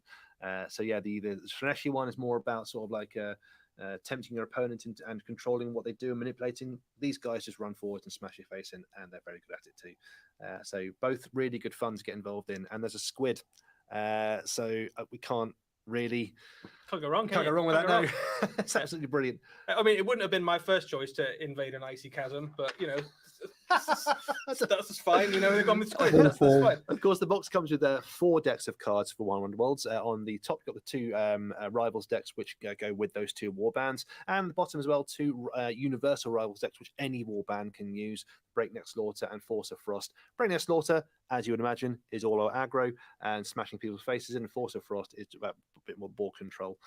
So yeah, they're useful for any player who plays Underworld. So even if you don't want to paint a squid or some lazy demonettes, then you absolutely can get this box and still use it for any warband in the game as well. So it's a must-have for any Warhammer Underworlds players. It's also worth saying this is a really good box to start playing Warhammer Underworld. So any of the season sets basically give you a board, 2 warbands, all the cards you need. We've obviously seen Wave 2 of self-contained board game. So just by Sylvaneth as buying well, this set, Jesse. without adding anything else to it, you have a complete gaming experience, but obviously gives you an in into Warhammer Underworld if you want. It's crucially the place to get hold of the latest edition of the rules as well, which is it's the ultimate competitive miniatures games. It's always worth keeping up with the latest set of rules. So Death Gorge is a must-have if you're playing to get hold of those. You get a sense of how big the squid is on that particular one, don't you? Massive. Like I think you kind of imagine it being like a little critter, but actually it's quite considerably larger than most of the other fighters it's up against. If you play Warhammer Underworld, he's got 4 wounds, which is about the size of a Stormcast Eternal. He's big. There we go. Very cool. I cannot wait to get hold of that box. I'm a big fan of Underworlds. There we go. Cool. All right. Well, we've had some stuff in the Mortal Realms. We're going to hop over now to the Old World and have a look at a new model. Oh, Old World. Okay.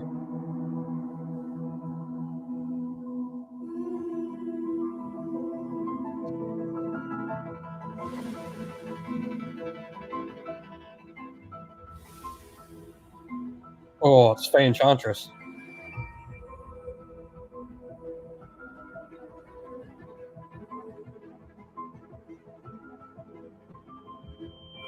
Wow, that is beautiful.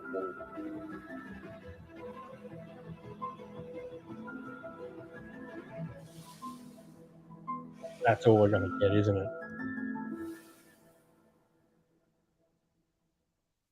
What an absolutely That's Bretonnia, stunning by the way, miniature, not by the Hiles. way, for the Bretonians for the Old World. That is Lady Elise Duchard, special character of the Bretonians, riding a unicorn into battle. Oh. Just has to be one of the most beautiful miniatures not the Fey I've Enchantress. ever seen come from Games Workshop. What do you think, man? It's really, really beautiful. Like, I think we're so used to seeing Warhammer miniatures that are like covered in skulls and bedecked in kind of gothic features that actually, this is just a really beautiful model. It's like a really handsome horse, like a beautiful pose, a great miniature, a very different sort of thing to paint. So this is going to look spectacular and really stand out in the middle of a Bretonian army. If you imagine everything else, Not Fey Enchantress. like vivid, bright primary colors and galloping horses and shining lances. And then you've got this kind of single radiant point of light right in the middle as you expect representing the Lady of the Lake and the chalice of the Grail itself. Just absolutely stunning. Just the sculpt of the unicorn itself is beautiful. Look at its face; it's just so much character and energy in there, and the purity and lines all over the miniature. I genuinely am in love, and I suppose that's probably kind of what the sculptor's trying to get across: the sort of the absolute sort of pinnacle of purity for the Bretonnian forces. Yeah, well, certainly of the damsels in the Bretonnian forces. So the Bretonnians are on all nobility and chivalry, perhaps, but they certainly represent it more than most factions do in Warhammer. Some really nice nods on this miniature to some classic models. So if you've been playing Warhammer Fantasy before, you'll remember the Fey Enchantress miniature, and there's lots of kind of nods to some of those early incarnations of the Fey Enchantress. So the unicorn, obviously, some of the kind of the hair and the heraldry and the aesthetic touches on this unicorn. It's kind of wrapped in, rather than like armor or anything, it's actually harnessed with the power of nature rather than kind of anything else, which is kind of nodding towards the magical power of the damsel herself. Even the reins around the unicorn's neck are sort of garland made of thorns and branches, which really pays off that. And it's nice to see as well the glow up sort of from the right hand screen across sort of the Fey Enchantress through the years to come to Lady Elise. Yeah, I think every single time those miniatures came out, I was like, that's one of the best miniatures that exists. And there's just something about Bretonnian damsels on unicorns that just seems to bring out the best in the sculpting team every single time. Really amazing. Absolutely stunning stuff. And can't wait to paint that one up.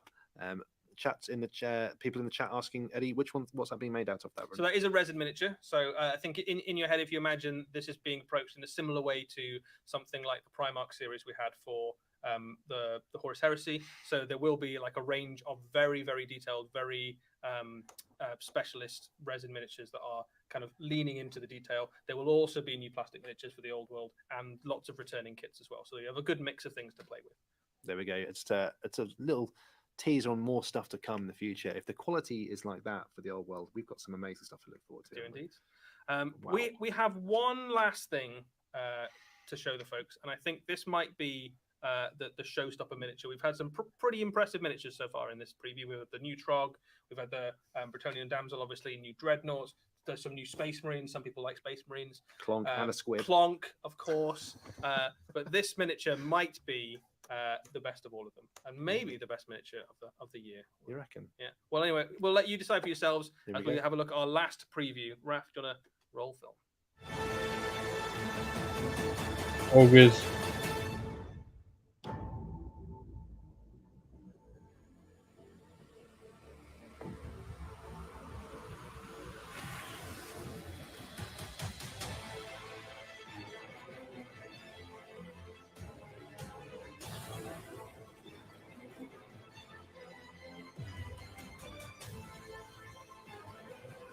That is amazing.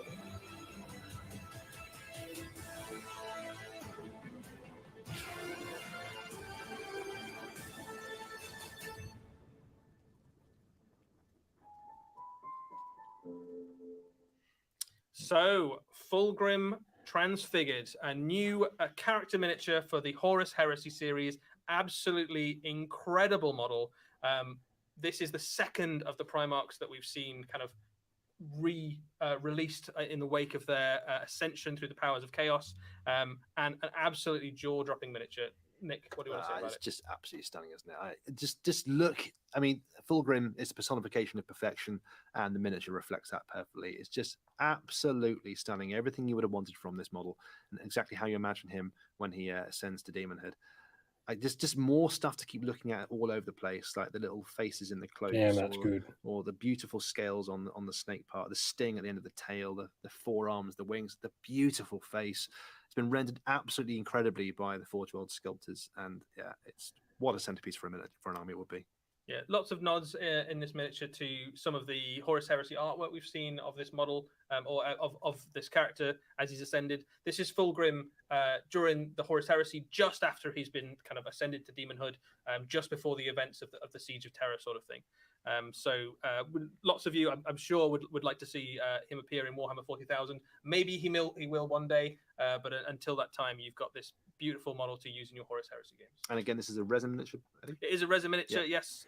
So just Horus how they're itself talking, is for me, the this same pretty sort much of confirms butterfly, that the Primarch models a will character not be that's kind of been interchangeable reborn between the as two they've games. journeyed through They will the events be of the Horus making Heresy. We Horus might see more Heresy Primarchs and meet a similar 40k fate as Demon well Primarchs. as the series goes on. Milking that But for yeah, all it's a worth. beautiful addition to anybody who's got a Horus Heresy traitorous force. It's absolutely stunning and huge as well. I've been lucky enough to see it in person, and it's just absolutely just an absolute centerpiece model as well. You've got to get this in your force. So the character himself is kind of swollen with power. Obviously, he's got more arms. He's got snake body. The body of the Primarch himself is a little bigger than some of the his brothers now, but that added with the kind of extra scale of the snake body and the wings makes him tower over pretty much anything short of a knight in Horus Heresy games. It's a must-have and a certain painting project as well. If you play Horus Heresy, what a way to finish, Eddie. That's quite the finisher, that one. Yeah, it's been a cool preview. Nick, have you got any particular highlights? I mean, Obviously, you're a big Ultramarine So fan. what is Has anything everyone's stolen the favourite limelight? We saw thing from this Ultramarines at the preview? start. I was quite happy with those Ultramarines later on. That was good. But for me personally, I'm a huge Warhammer Underworlds fan. And I cannot wait for Death Gorge. The miniatures in that are just beautiful. How about you, man? What's your highlight? So, I mean, there's some great stuff in there. I am a big Destruction fan for Warhammer Age of Sigmar, so I am excited about Trog the Troggoth King. I think he might be my most excited thing. You know, I mean, it's all good. The one I wasn't expecting at all was I need to get hold of that Lady Elise Dishard and paint her up. It's just one of the best miniatures Games Workshop's ever released. So that's definitely going to be on my painting table as well. Guys, I think that's it. We're going to wrap up. That is. Well, thank you ever so much for joining us, guys. If you were also with us at the Nova Open itself, thank you for joining us there. This has been the Warhammer Preview Online. I'd like to say a big thanks for all of you. Alrighty, so with that is the end of the reveal show. And that'll be me hanging off because it's lunchtime now. Better go feed those kitties. But before we go, what was everyone's favorite reveal there tonight? For me, it's a toss-up between the Gorges and the Underworlds. I'm just Old World is definitely next year now. I think that's a given now.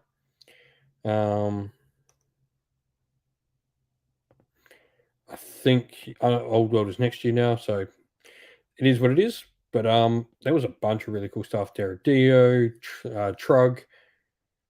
The new 40k stuff for the Space Marines was really cool. I love seeing the Command Squad come back. I thought that was really, really cool, as were the Jump Pack Marines. Fulgrim's pretty cool. Heresy got some nice iron armor as well. But looking forward to checking a bunch of it out. With that said, though, I better head off and go see the fam and organize some lunch. So thank you all for coming, hobbying, hanging out, and chatting today. We'll see you all again real soon. Stay safe, everyone. Stay well. And most of all, keep fighting that war against the grey. Ciao for now.